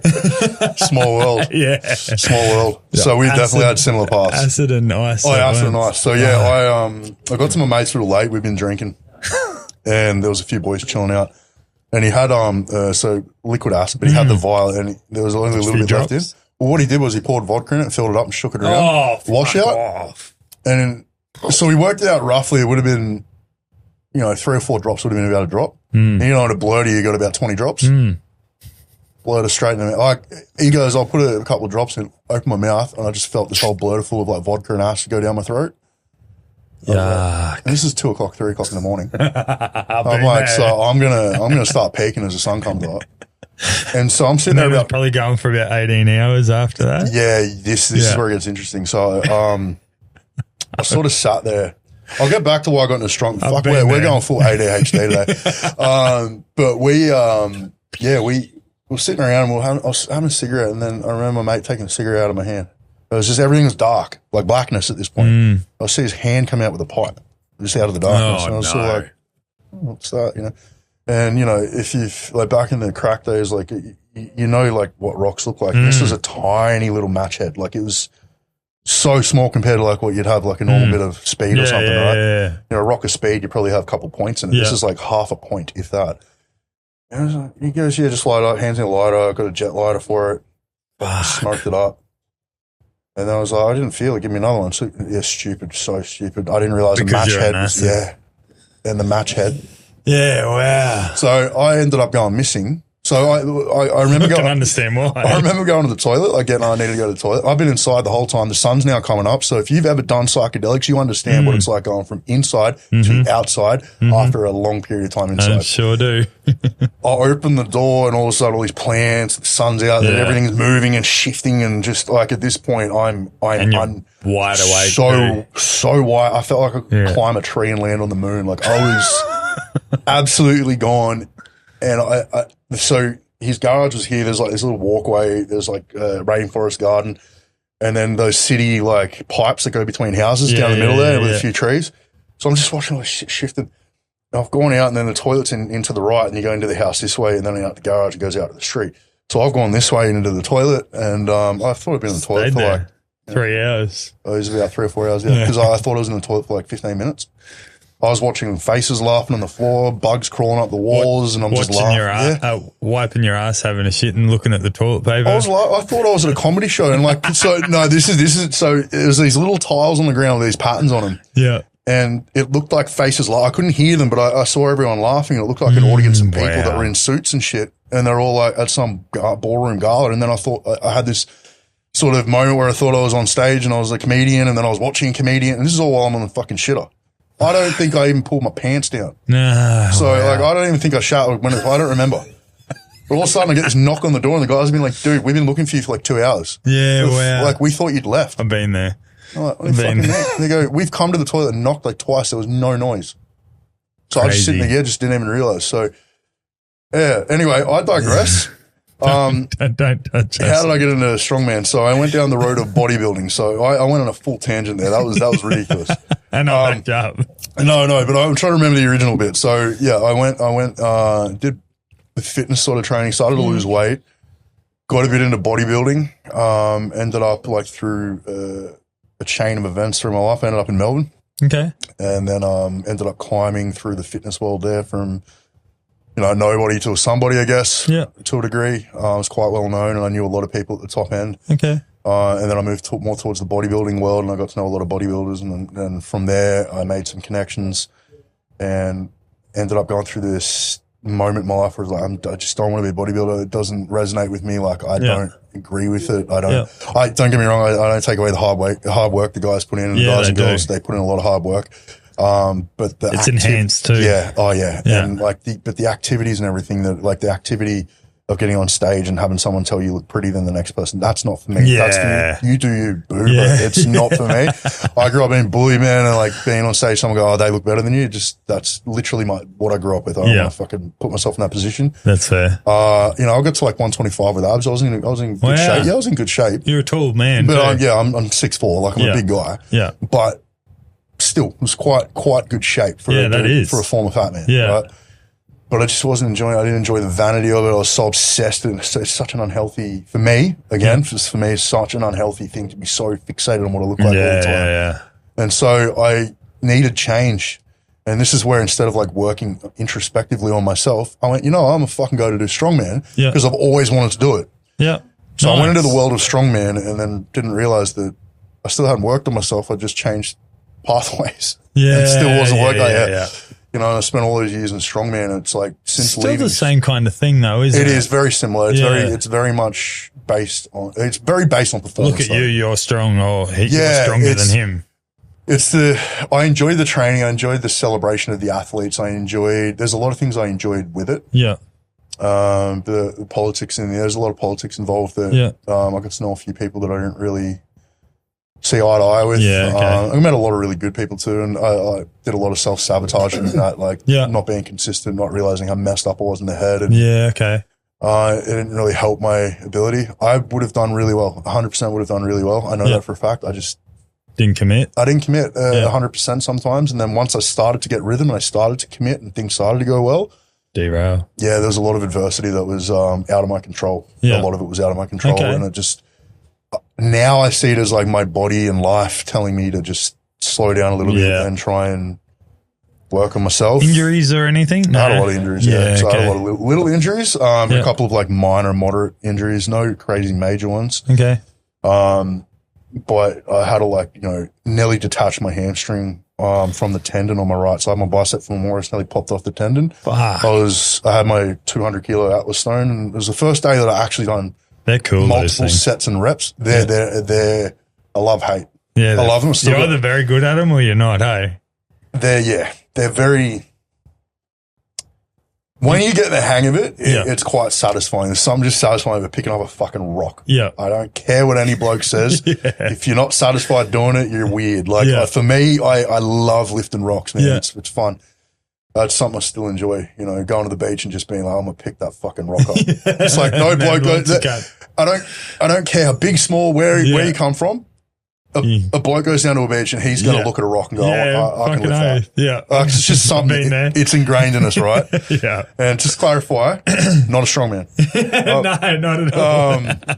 So I think that's definitely a huge part of it is like the training aspect. It was. Yeah, that's cool. it was great physical release for the energy. Like I found I always had a lot of energy to release, so it worked really well for me. But the days that it didn't, I didn't know how to cope with the emotionality, man. I broke my knuckles on brick walls because I missed lifts. You know, just like that. For no other reason other than I was pissed off with myself and I thought I was better. Yeah. How can I put it? Like you were better than you thought you were? Yeah, well, not better than I thought I was. Better than I'd been going, not realizing that certain weeks. But you weren't going as well as you. Yeah, like certain, or that a rest week is going to be more imperative. To performance. It would always just go hard. Yeah. And that's the issue that I had when I retired and I went into boxing. It was like I had so much size, power, not enough form and technique, and I fucked both my shoulders and I had to pull out of that fight. You know, like I had the fight. Just recently, the IBC, ICB or IBC. Yeah. And I had I'm doing the media stuff for the next one. Really? Yeah. I'm thinking about jumping in. My shoulders. Yeah, my shoulders are just. I want to do it. I really want to do it. 3 months rehab. I have been doing rehab. And it's like anytime it's just easing my way back in now. And I had a couple of sessions this week. Like I did some sparring with a mate yesterday. Well, if you need, I can spar you as well. I've just started training again. So. You guys want to see a spar? Jock boxing. Yeah, I'd love to have a crack at that. He'd fuck me up. I'm gonna run a fade with him. Yeah, fuck yeah, I'll do one with him. Well, if he's in the area, I'll do one with him too. He lives here. Oh, does he? Yeah, he lives on the Goldie. Around here? Fuck yeah! I did a podcast with him. He seems like such a cool bloke. Such a nice bloke. Watch it. It's on YouTube. For sure. I'm going to have a look at that. Yeah, because he's doing some cool shit. Bro, he's like severe addiction. Like, I love it. Still struggles now with weed. Yeah. Like really, he can't function without it. Yeah. Like, and I think he just, I'll just say it, buys it illegally. Like he's not. Majority of us do. Yeah. Fucking legalize, and then we won't have this problem. But he just says he can't function without it if he doesn't have it. And I totally understand and I totally agree with it. Some people, man, like it. But he's doing such good shit. But the thing is, this is what I mean. He's not. He's a functional stoner. Yeah. I've got mates that made incredible music, functional stoners, right? Like that. And then there's some that are the total opposite. Yeah, there's some guys that are just reclusive. And it's like, that's why I couldn't do it all day, every day, because I'd just be fucking bored. Like I just wouldn't get enough done. Whereas that's why for me, it's like good of an evening. But some guys like that, they just function. Well, Jock. Have you seen weed boxing? Weed boxing? No. They've recently recriminalized weed in Thailand, but when it was legal recently, they had this whole fucking tournament, weed boxing. Okay. They smoke a gram of whatever each. I have seen yes. And then they get in and they punch on and then smoke up together. Again. Yeah, and then they go again and they punch on again. Yeah. It's just like I have seen that. It's kind of cool because like you see the difference. Some fighters go in and they're you can tell they're stoners and they know how to move. I find that I'm better with like focus when I'm really baked.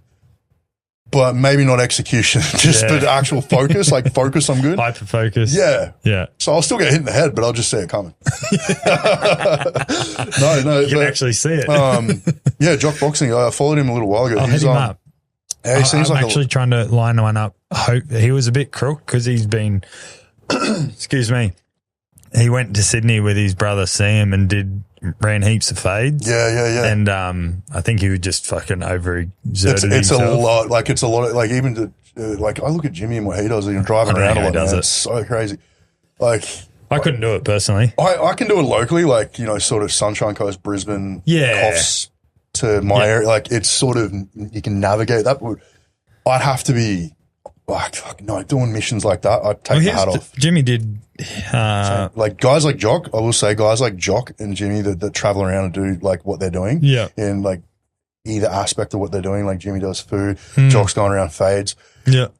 It's a lot. And you got to give respect to these guys for doing that because they're taking a lot of risk, not, doing the work that they're doing and going around doing what they're doing. Yeah. They take a lot of risk versus reward. And it's like, the thing is, guys like Jock, the long term is reward. Yeah, that guy's pushing. You can see his following going up and he's doing something pretty original. Yeah. And he does it for the love of it and you can see he truly loves it. Yeah. That's the difference. Couldn't agree Same more. with Jimmy. Jimmy fucking loves food, man. He loves training. And it's like, it's just, you could see these guys, they truly love doing what they're doing. I love watching that. Yeah, That's why guys like Jock and stuff. And he sparred with Jimmy recently. Didn't had a fade with Jimmy. I organised that. Did you? There you go. Yeah. There you go. So I had a podcast with Jock. Yeah. And then I said, Jimmy and I will run a fade with you for sure. I said, Jimmy will do it. I guarantee it. Yeah. And then I connected them together. And then the day they ran the fade, I was supposed to be there, but they messaged in the morning, and then they were going to do it in like 3 or 4 hours. And of course I had a podcast planned already, so I couldn't go. So I had organised it all. Yeah. But then I couldn't turn up. So I'm going to run one with him hopefully this week. Yeah. We'll have to organise. Yeah. Organise one to do it somewhere funny. Like do it somewhere like really random. On the beach or something. Yeah, something random, like out of nowhere, like just, like what do they call it? The flash mob.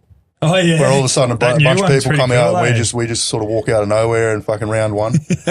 Just sitting around the beach going, what's going on? Right, I love that shit. Right in the middle of surfers or something. Right in the middle of we'll get arrested for that. Be worth it.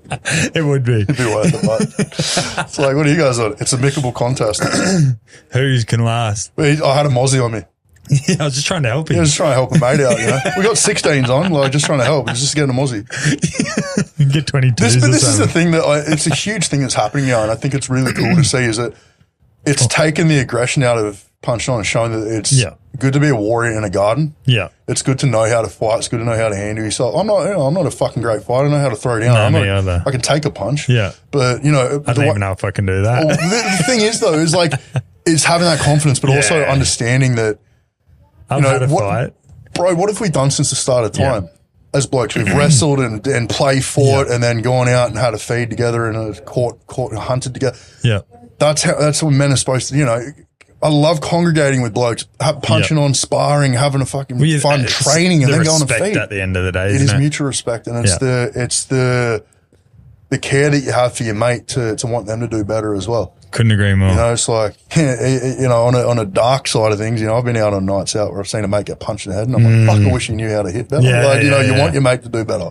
Yeah. So I think, so true. I think it's good for blokes to congregate and talk shit, eat good food, punch on, with each other and have not violently, but like learn skills and teach each other. That's what our society should be. Healthy men being healthy with each other. Couldn't agree more. What fuck, we're good at trailing off. We are. I've gone to my questions for the next podcast just to try and ask you some. Yeah, go for it. Like, let's get some direction. I'm just keep trailing off.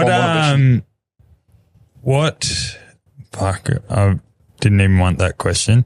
What would be one bit of advice that you would give someone listening to this right now that's struggling with mental health that was in your position you were? Was it 2 years ago or the year ago? Even a year ago. Like, this has been a big transition. Yeah. Where you nearly killed yourself, and they're in that frame of mind right now listening to this. Doesn't have to be one bit of advice. I've got a couple of things. I'm going to say something that's quite taboo. Taboo, it could be seen as controversial in a way because I'm going to say this, and you'll probably understand when I say it and go, I get it now. Yeah. That's why I said the disclaimer. Mm-hmm. If you don't, because people go, you stay alive, you've got a lot to live for. Mate, when you're that depressed, I don't give a fuck what you're saying to me with regard to me. Yeah. That's the truth. And it's not necessarily that we want to die in those moments. We just don't want to feel anymore. Yeah, correct. It's fucking horrible, and there's no way to not feel. So I think it's great.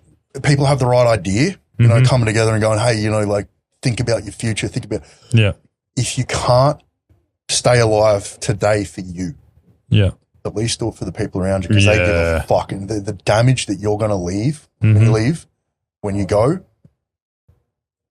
mate. Like the amount of people that I'm not, I'm well known in my area. Like I'm known enough that I've got a lot of friends in different circles, different people that I know in different circles. A lot of people had told me that word got around very quickly after. That you're struggling? Yeah, because I work in the hospital system. So I went into the mental health facilities. They had to send me to a you different weren't there for work. You were there exactly. For you. And they were very good. Like they kept me very private. One of my mates was the guard that was on me when I was sectioned. Like I'm usually on the outside of the curtain with those people, right? You're in the padded room. Yeah, it was my turn. Yeah. And I have had that before in my life. It was very sensitive at this time. Okay. But what I'm getting to is I came out afterwards and realized the amount of fucking messages and people that were reaching out to me going, hey, I heard something's up. Do you want to chat? That you didn't think I didn't, Well, it's not even that I didn't think cared that I would have even thought that would say something. Okay. You know, I had a lot of people I had people that I knew for many, many years that went real quiet through adversity in my life that I thought were the bee's knees, and that, you know, for whatever reason, and I don't hold anything against them, you know, but they went quiet when I needed them. Yeah. It happens. Yeah, it does happen. Some people just can't handle stress. That's it. You know, that's whatever. But it's a shitty thing to do. It is. But there's a lot of people out there that stood up and went, fuck, your presence, even if it's just my presence. Yeah. And it's like, you know what? It made me think. There's a lot of people out there that I may not be very close to, but if I heard about something like that happening to them, fuck, it'd crush me. Yeah. Just because they're good people. Yeah. And it's like, I'm not saying that I'm an inherently great person. Like, I think I'm a good person deep down. I've got my flaws like everybody. We all do. But I know the impact that me leaving this earth would leave on not just the people immediately close to me, but the shrapnel that would reach people further out that I didn't think it would reach. You know, if I detonate and go, I'm gone. But it would hurt a lot more people than I thought that it would. Yeah, and that gave me the strength. Those people around me gave me the strength, or helped me when I didn't have strength, to carry me when I couldn't take a step, to help me take steps, to help me get back on my feet, to move forward. So I guess what I'm trying to say is, if you can't push through, because I'm not going to tell you to not do it. I can't fucking stop you. No, not at all. All I can tell you is that if you do it, there is going to be pain. Not for you. You're going to be out of it, but the pain that you're going to leave for other people. Yeah. We carry that pain from people we've lost too. Oh, fuck yeah. Yeah. Oh, yeah. I do.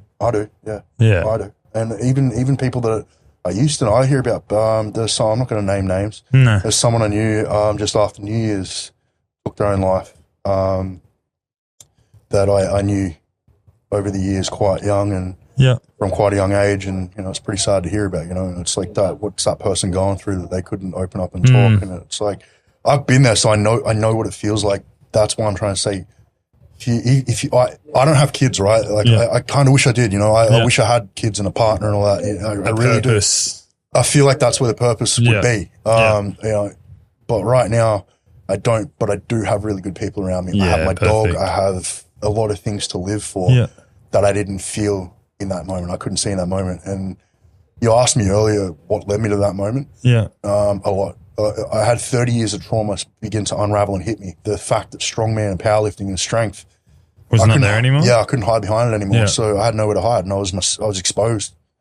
Okay. To myself more than anything, but I was exposed. Just like, fuck, what do I do? Like, where's my direction? What am I doing? I've just been twiddling my thumbs and training and not realizing that there's so much more to life. Feel like you're just stuck in that little vertigo of fucking distraction. Someone that's stuck in that headspace, there's a couple of things. Once you've established that staying alive, even for the people around you, to not pass on the trauma. Yeah. Because that's what it is to me. Is like I totally agree. That's why last year when I did it the way I did, I'm not going to go into too much detail. I had access to weapons. I had access to certain, you know, I wanted to OD on heroin. That's one of the most peaceful ways you can go. Yeah. You go into a euphoric state, blackout, and you don't wake up. So there's, you know, there are obviously times where it's a bit more graphic, but reality is I didn't want to jump off a cliff. I didn't want to blow my brains out. I didn't want to OD on heroin that way and froth up at the mouth. I wanted to go as peacefully as possible so that it didn't traumatize the people that found my body. And that's really fucked up to say, and that's really confronting, but it needs to be said. Because these are the thoughts in those moments that are real. I didn't want to traumatize anybody else. I just didn't want to be in pain anymore. I didn't want to feel. So my idea was, if I just go out bush and do it quietly, I turn all my location services off, did everything like that. And some by chance, I tried to gas myself an OD on sleeping tablets. Someone found me. I don't remember anything, but like I had flashes of sounds of voices and people around me, but I don't remember much. I was already unconscious. So I think that people found you. Is that the noises just coincidentally someone had to be there. That just happened to be there at that moment. That's crazy. Where I was. So if they didn't find you, they didn't find me. No, I wouldn't be here. Yeah, wow. Like, there's no way. Like I didn't plan on coming back, bro. Did you know who they were? Those people that found you? Some you South still African don't know to this day? tourist with their mum or something. Yeah, I still don't know to this day. Wow. I have said thank you to the cop that found. I've actually worked with this officer since, before, because of insecurity. I've worked with this officer quite close. And that officer had found me. And They still a police officer? yes, So you still come I've along, actually Preston? spoken to them in the gym. I've seen them in the gym, walked up and it's like just said thank you. Because they're the first responder usually, them or the police. The thing is, again, being well known in the area, once they put it out, apparently they had a fair few units out looking for me because I was known. I worked with the cops in security. I've worked with a lot of people in the area.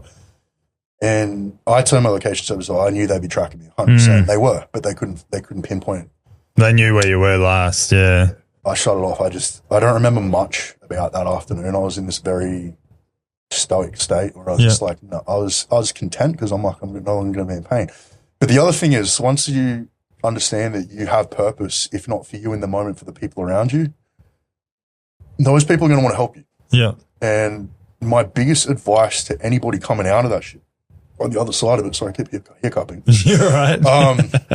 Is coming out the other side of it is find a purpose. Yeah. Drawing, writing, training, sports, fishing, whatever. Yeah, I totally agree Find with this. a purpose. Find things you enjoy. The older I get, the more I realize that I've always been so fixated on once I get here and when I do this, I'm going to be happy. No. You never. Find purpose in every day and find something you enjoy doing. That's why I do this. This is what keeps me busy. And if it's not this, tomorrow I'm playing golf with 3 of my mates that I haven't fucking seen for 12 months. And if it's not that, it's going for a surf with other mates. It's something. How good is that? Yeah. How good is just getting in some salt water with a mate? Yeah.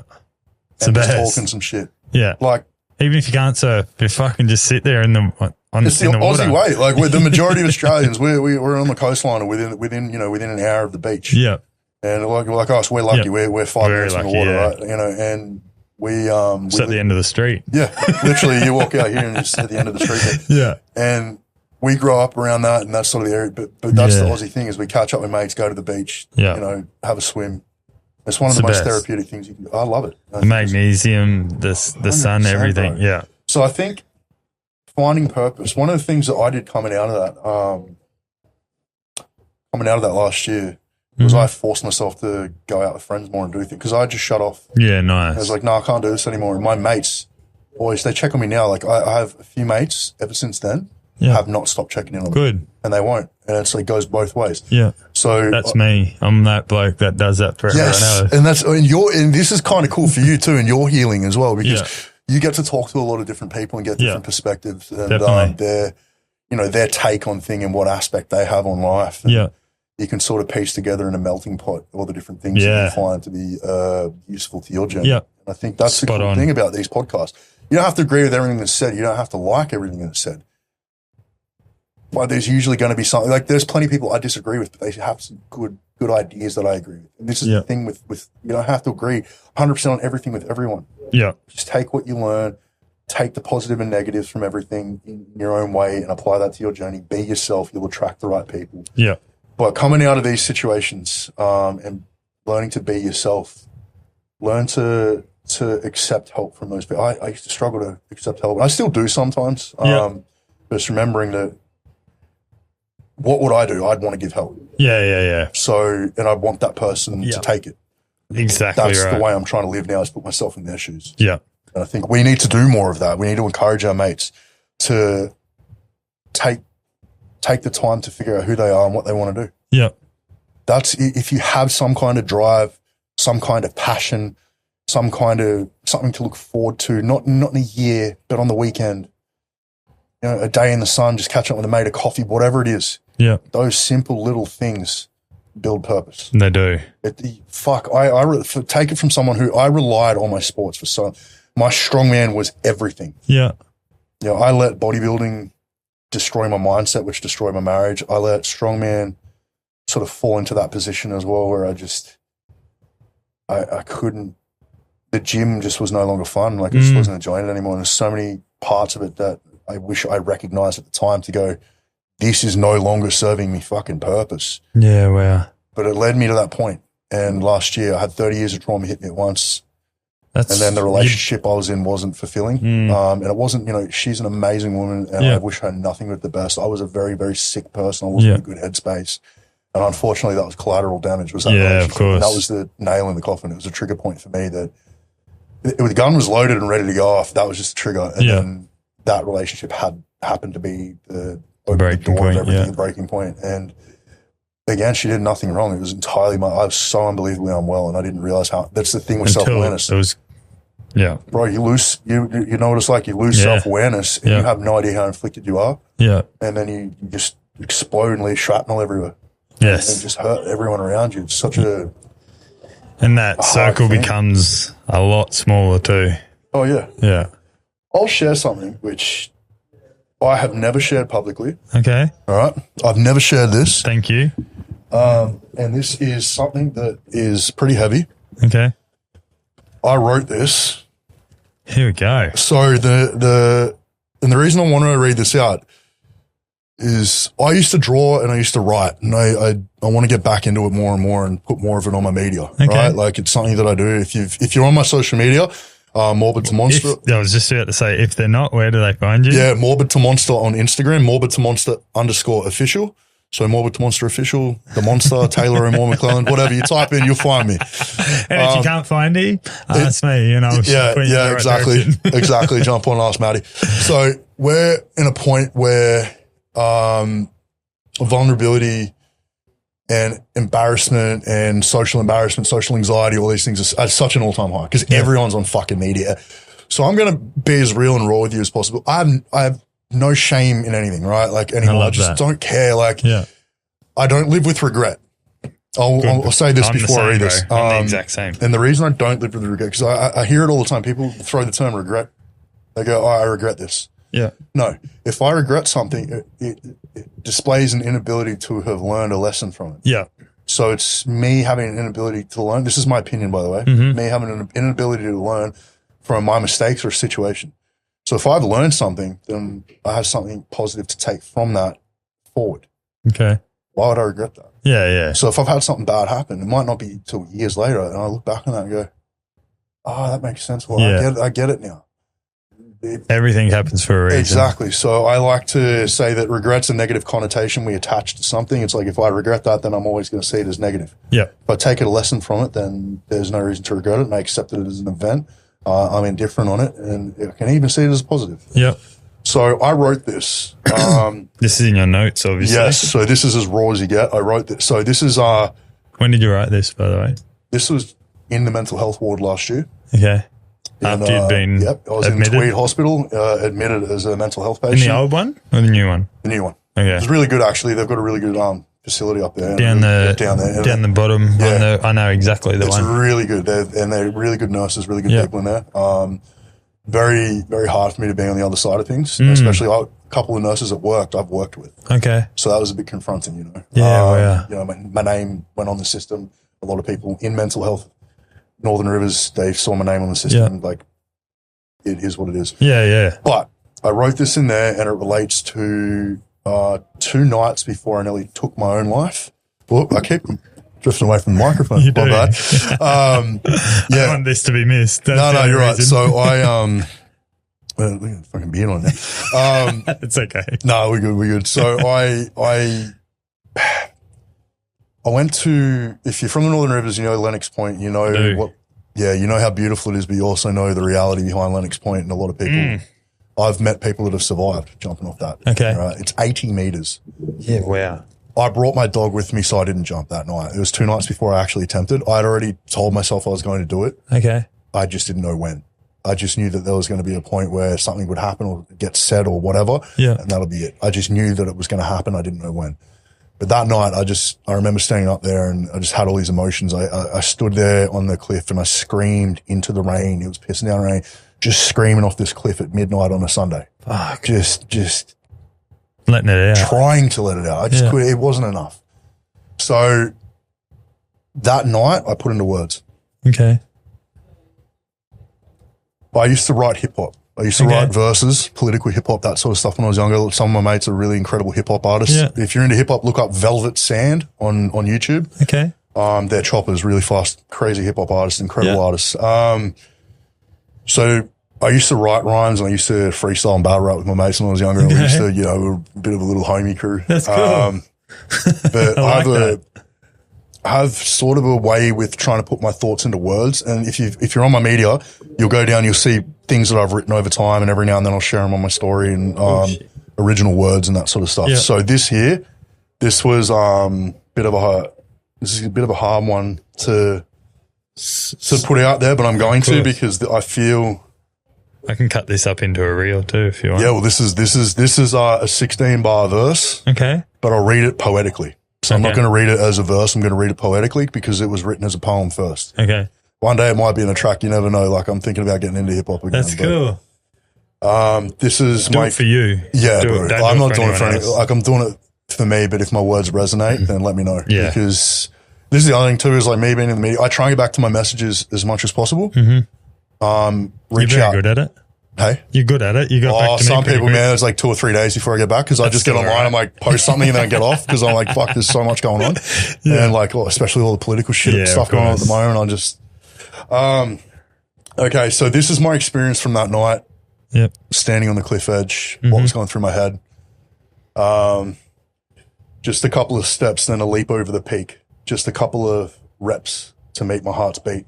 Oh, sorry. Just a couple of steps, then a leap over the peak. Just a couple of reps to make my heart's beat. The wind is warm coming off the ocean storm, watching many waves form. In just seconds I'll be gone. I'm powerless to fate, and I'm far from heaven's gate. Below the devil waits, so I surrender without debate. Limbs stiff, minds numb, sound and sight become one. It's this or the noose and rung. I scream deep from my lungs. So jump, you fucking coward. You won't be found for hours, or just run. You're not worth your casket's flowers. You're here, how dare you cower? I'll win, you have no power. The sea floor, sharks away, that's where they'll scour. One gunshot to end the show, so close the curtain. I can't do, for this trauma is certain. I'd only pass the burden.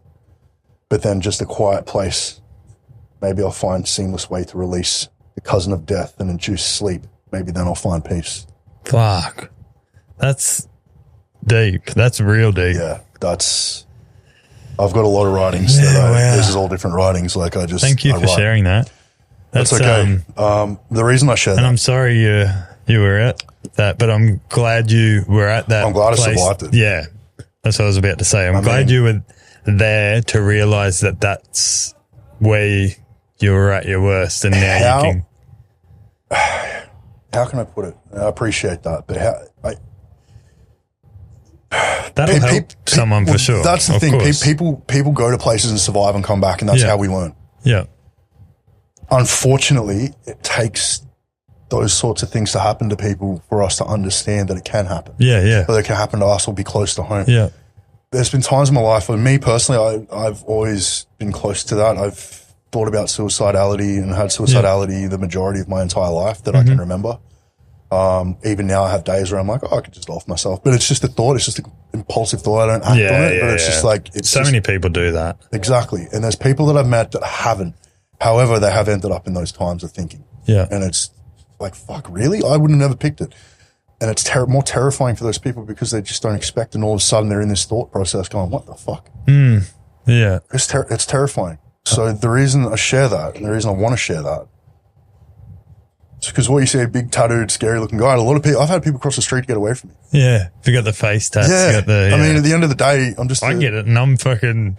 This is my point. We get, this is our society. So I want to show that it doesn't matter what you say or what you say on media or what people look like or who they are. We're all going through some shit, especially at the moment. And our generation in particular, we've come from before media to media being everywhere. We're the last generation that didn't have fucking phones and social media. Yeah. We're a very conflicted generation. We are, definitely. Because there's part of me where I'm like, fuck media. Yeah. But there's the other part of me kind of like, well, you can build a good, like, level of a following, good people around you, make business out of it, meet like-minded people, get mental health, being talked to. There are so many positives to it, but it's like at the same time, caught between that rock and a hard place. Yeah. A very conflicted generation that we need to understand that let's use media as a fucking tool for entertainment and to connect with people as it should be. Yeah. Let's not look at it as like a wholehearted life experience because it's not. Life is out here. Yeah. Those of you watching this podcast, you're going to come back to this. You can come back to this any day. Yeah. It's always going to be here. Exactly. Yeah. We leave tracks and we leave marks, but our life's to be lived and experienced firsthand, not through a fucking phone. Yeah. Couldn't agree more. It's the problem with our society.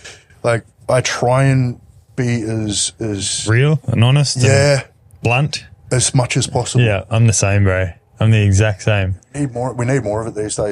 Guys, bro. I treat everyone how I want to be treated. But if I've known you for 5 minutes, which we've known each other for, let's add on Jimmy's experience. A couple of hours now. 2 hours, probably. And I will treat you the exact same I would treat my mate that I've known for 30 years. Same. And if I don't like you, you'll soon know. Yeah, and that goes both ways. Like I'm pretty. I'll treat you like shit. Yeah, like I'm pretty. The way I see it is like, it depends. If someone treats me like shit, it goes both ways. Yeah, I'll give them the benefit of the doubt. It happens to me at work all the time. People treat me like shit, and I'm like, hey. Or I just won't talk to you. Yeah, I'm not. Yeah. I'm not giving you a reason to treat me like that. Yeah. So if you're going to continue, it will go both ways. Yeah.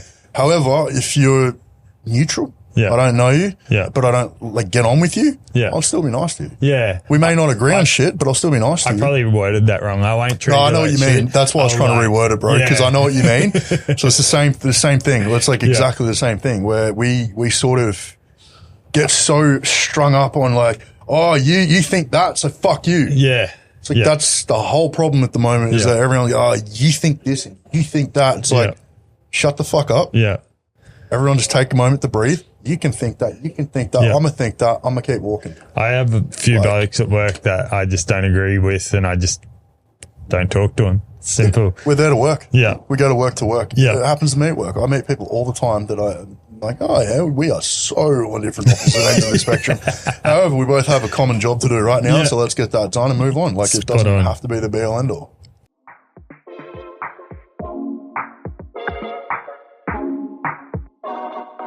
Listeners, this episode is brought to you by Dookies.co, a locally owned Gold Coast brand making seriously good board shorts for men. Born by the beach and made for it, Dookies is also comfortable, stylish, and laid back feel that only comes from truly knowing the coast. Whether you're in the surf or at the pub or just cruising through the weekend, Dookies has you covered. Support local and upgrade your board shorts. Check out dookies.co or follow them on socials at dookies.co. That's DUKIES.co. Use the code Meraki10 at checkout for 10% off. That's MERAKI 10 for 10% off your next order. Go check them out, guys. Back to the podcast.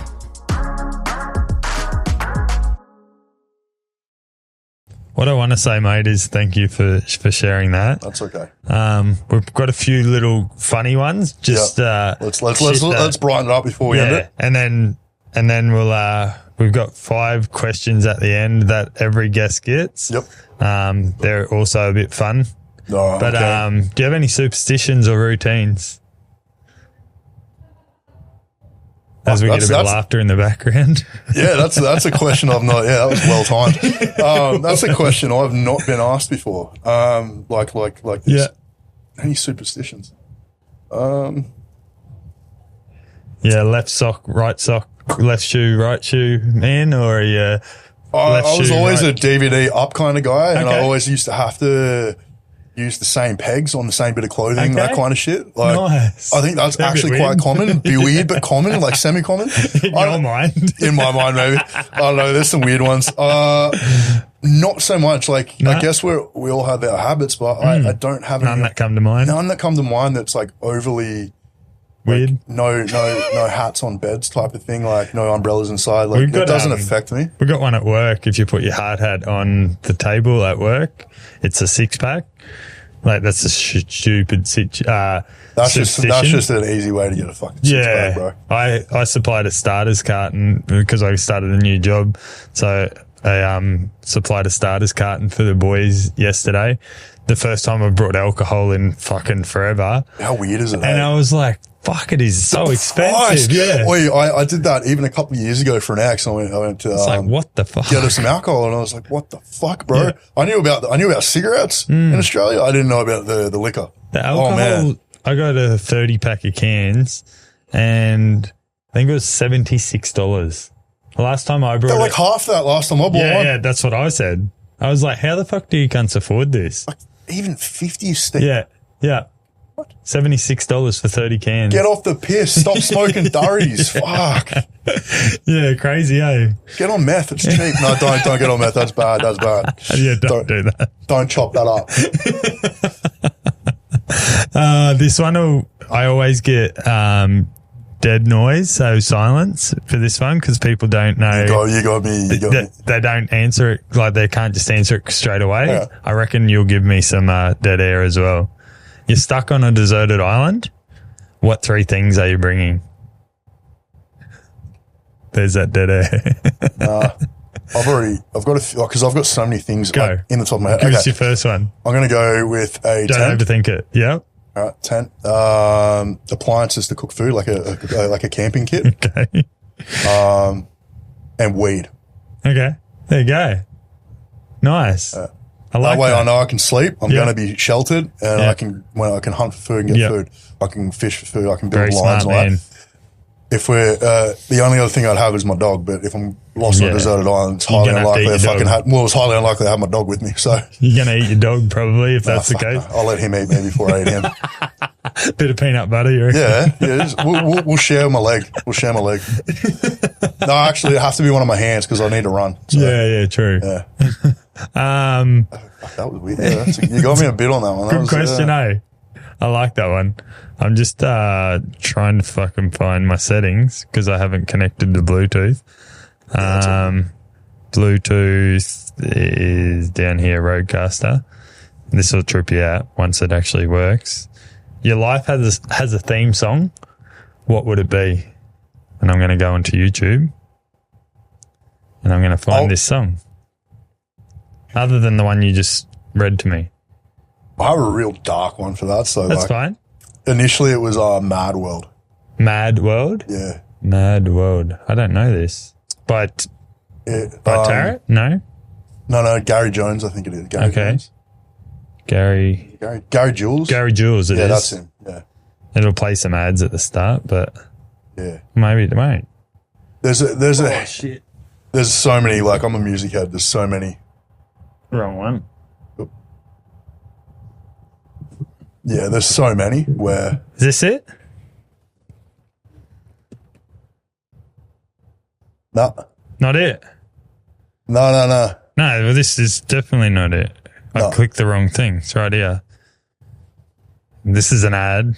Sorry, we didn't realise you didn't have your headphones. No, you're right. I was like, I figured it'd be in here. No, I figured it'd be in here. Fuck off ads.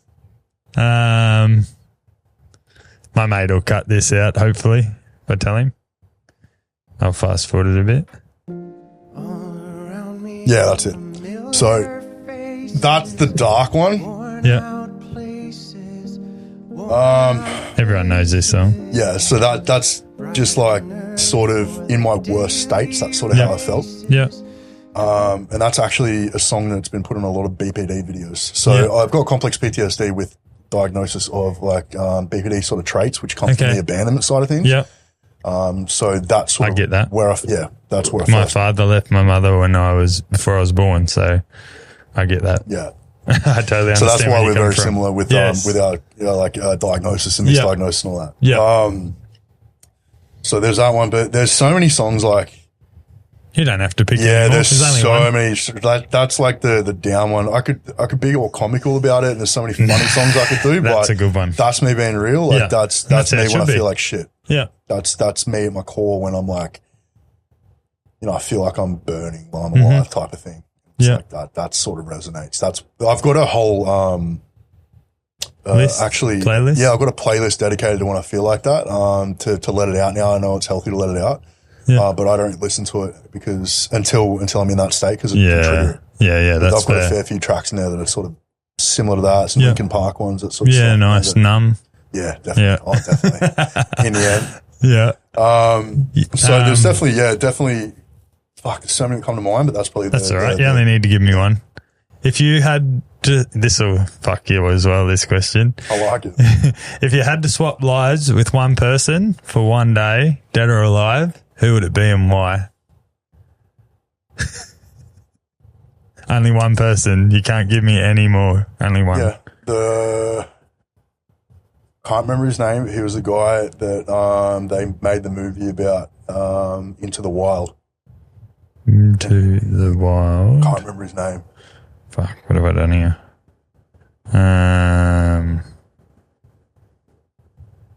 How good's dead air? Into the Wild movie. Yeah. It's 2008 from memory. What's the bloke's name is what I'm trying to look for. Cast? Yeah. Who did he play? Yeah. Played. Sorry. No, you're right. Emil Hirsch. Emil Hirsch is the bloke's name. He played,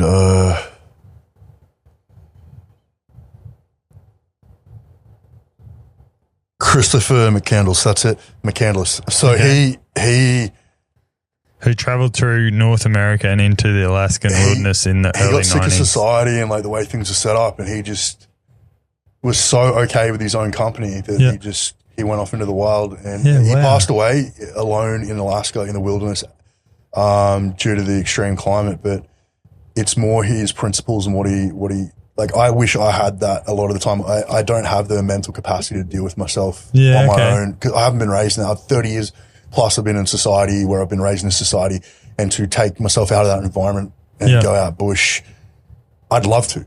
I'd love to do that and just live off grid. Yeah. If the world comes to that, I know that I'm capable to it. Okay. But right now, I've been raised in, I can't just do that. I just have admiration for that. Yeah. I think that's one of the bravest things that I've seen anyone do. Bloody oath. Stand up and go fucking done with it. And he had a great life. He was in university and everything, very intelligent guy.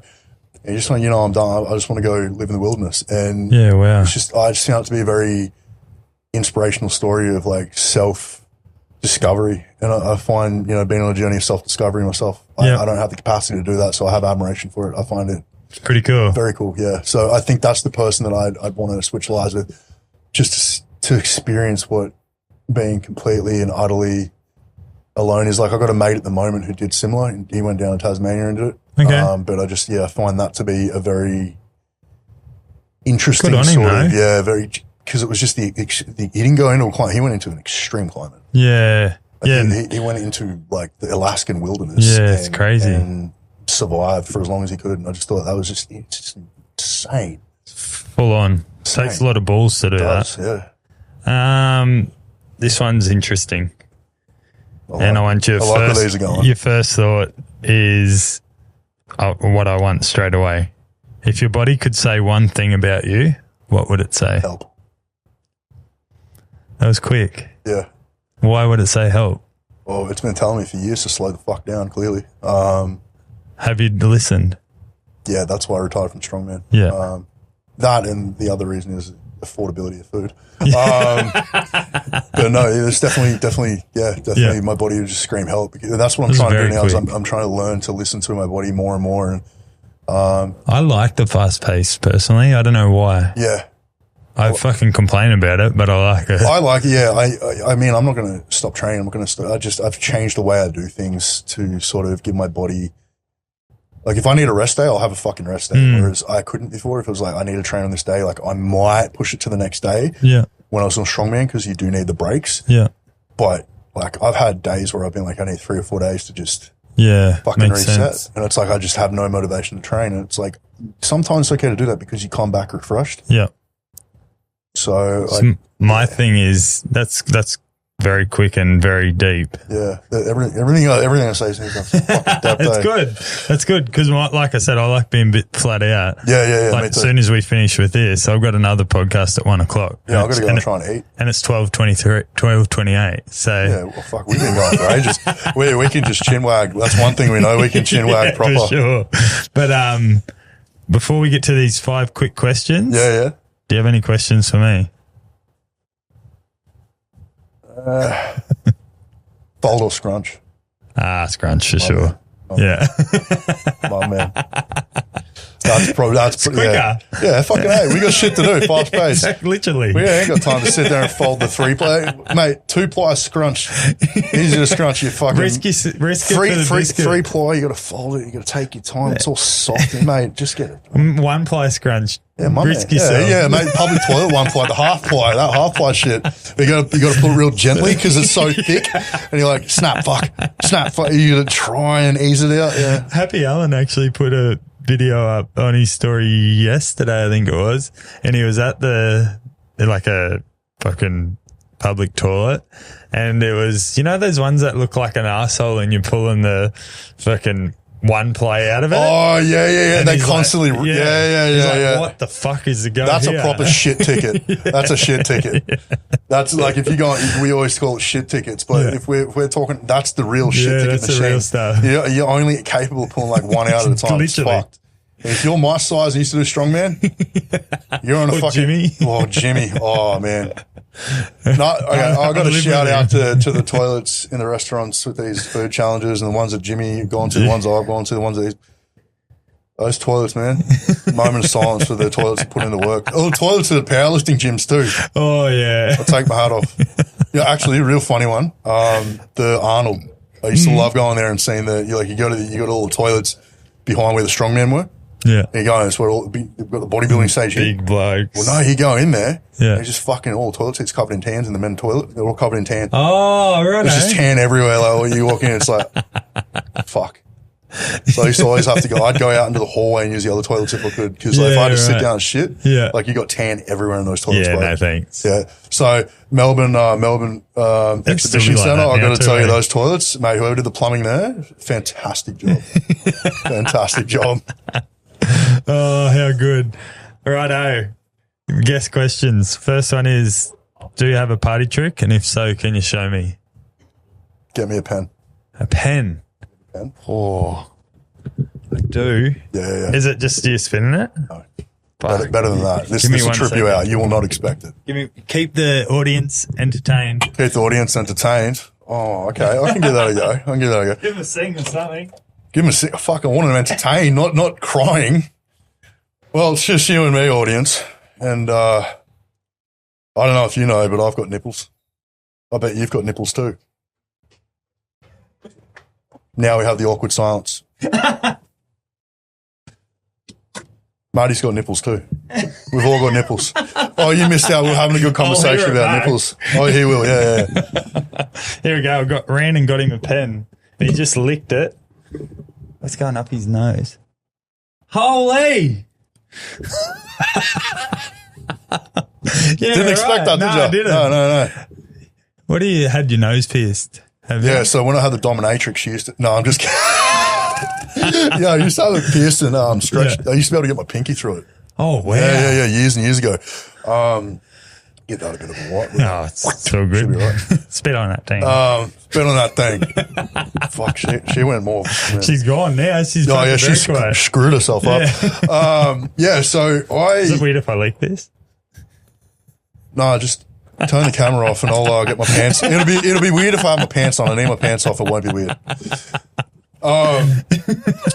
So I had it pierced and then stretched it up over the years, and then when I took it out, it just never healed. Like not fully. That's cool. Yeah, I had a lot of different piercings that stretched up. That's probably the best party trick I've had in 44, 45 episodes. Really? Fuck, you should see the other one. I'll have to subscribe to that one. I don't think I'd even be allowed on OnlyFans with that one. I think it might be a bit controversial.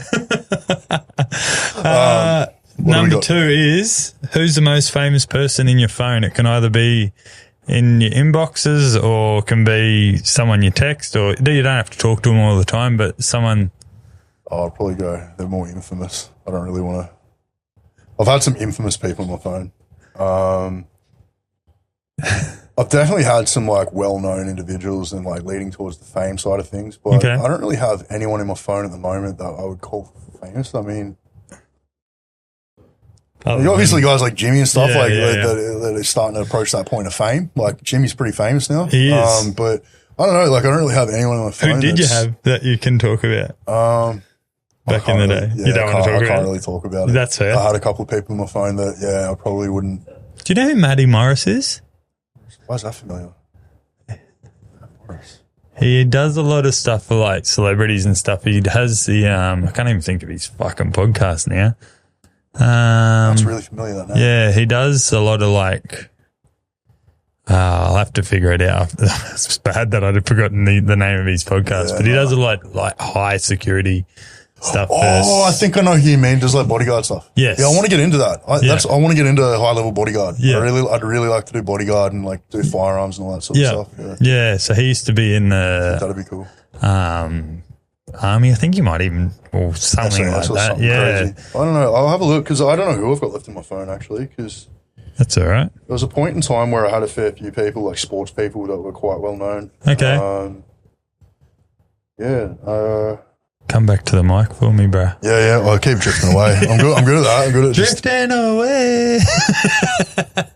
Yeah, I don't know. Like that's all right. Yeah, just got a couple of people in there that are sort of well known. Yeah. But yeah, I definitely had people in there. I've got heaps, but it's like I say them too. Like I've got Cameron Munster, I've got Andrew Fafita, a lot of sporting people. Yeah, similar to me. Yeah, I had a lot of sporting people, like well-known sporting guys and like people in strength and bodybuilding as well. And Fez, influences. Do you know Fez, free-range guinea pig farmer? Josh Neely's name is?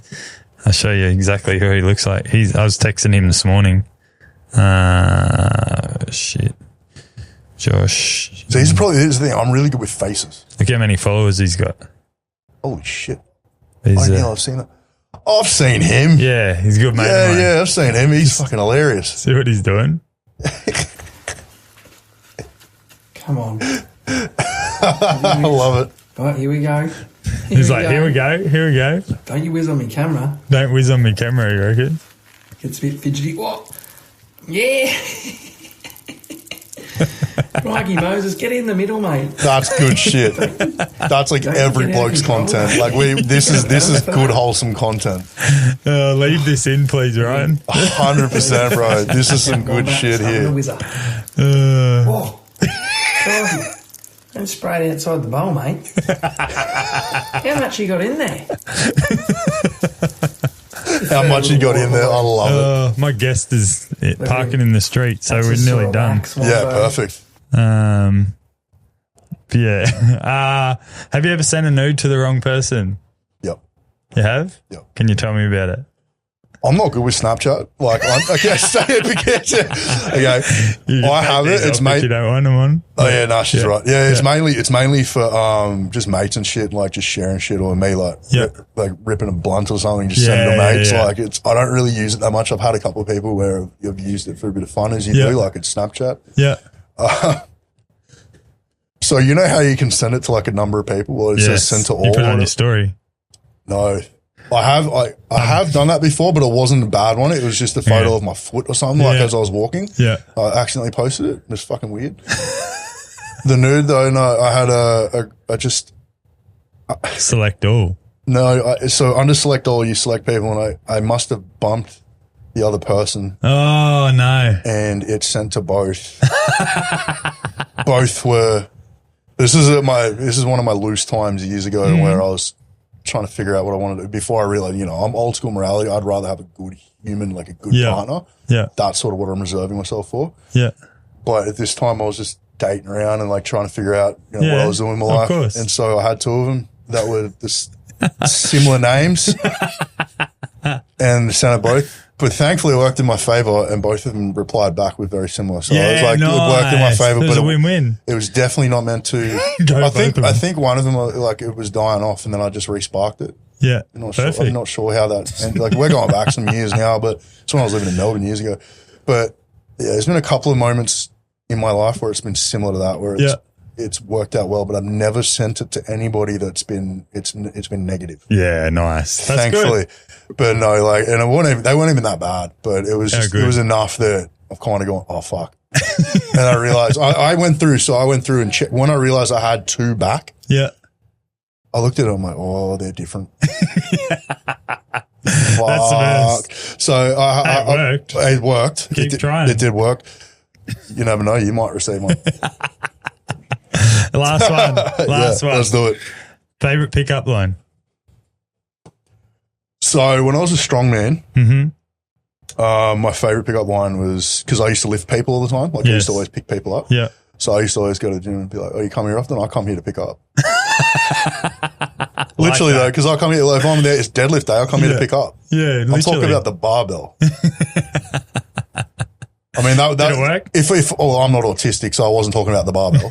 Yeah, clearly. Like I got mates and stuff that are lifters that are autistic. They're there to pick up, but they're picking up the barbell and that's it. Yeah. So no, I've had times in the gym where I've used that.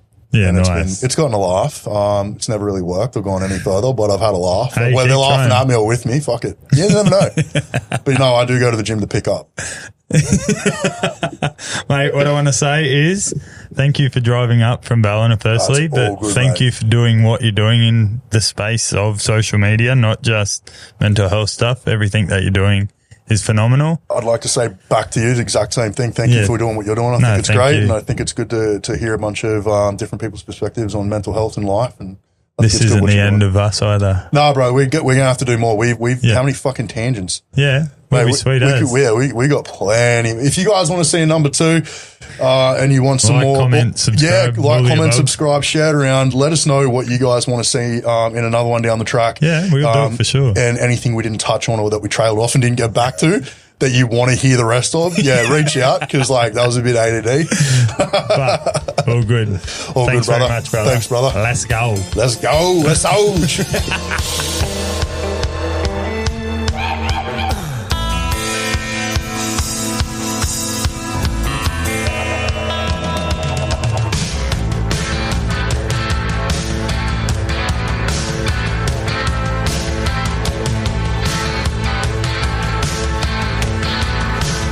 This has been another Pod Perfect production.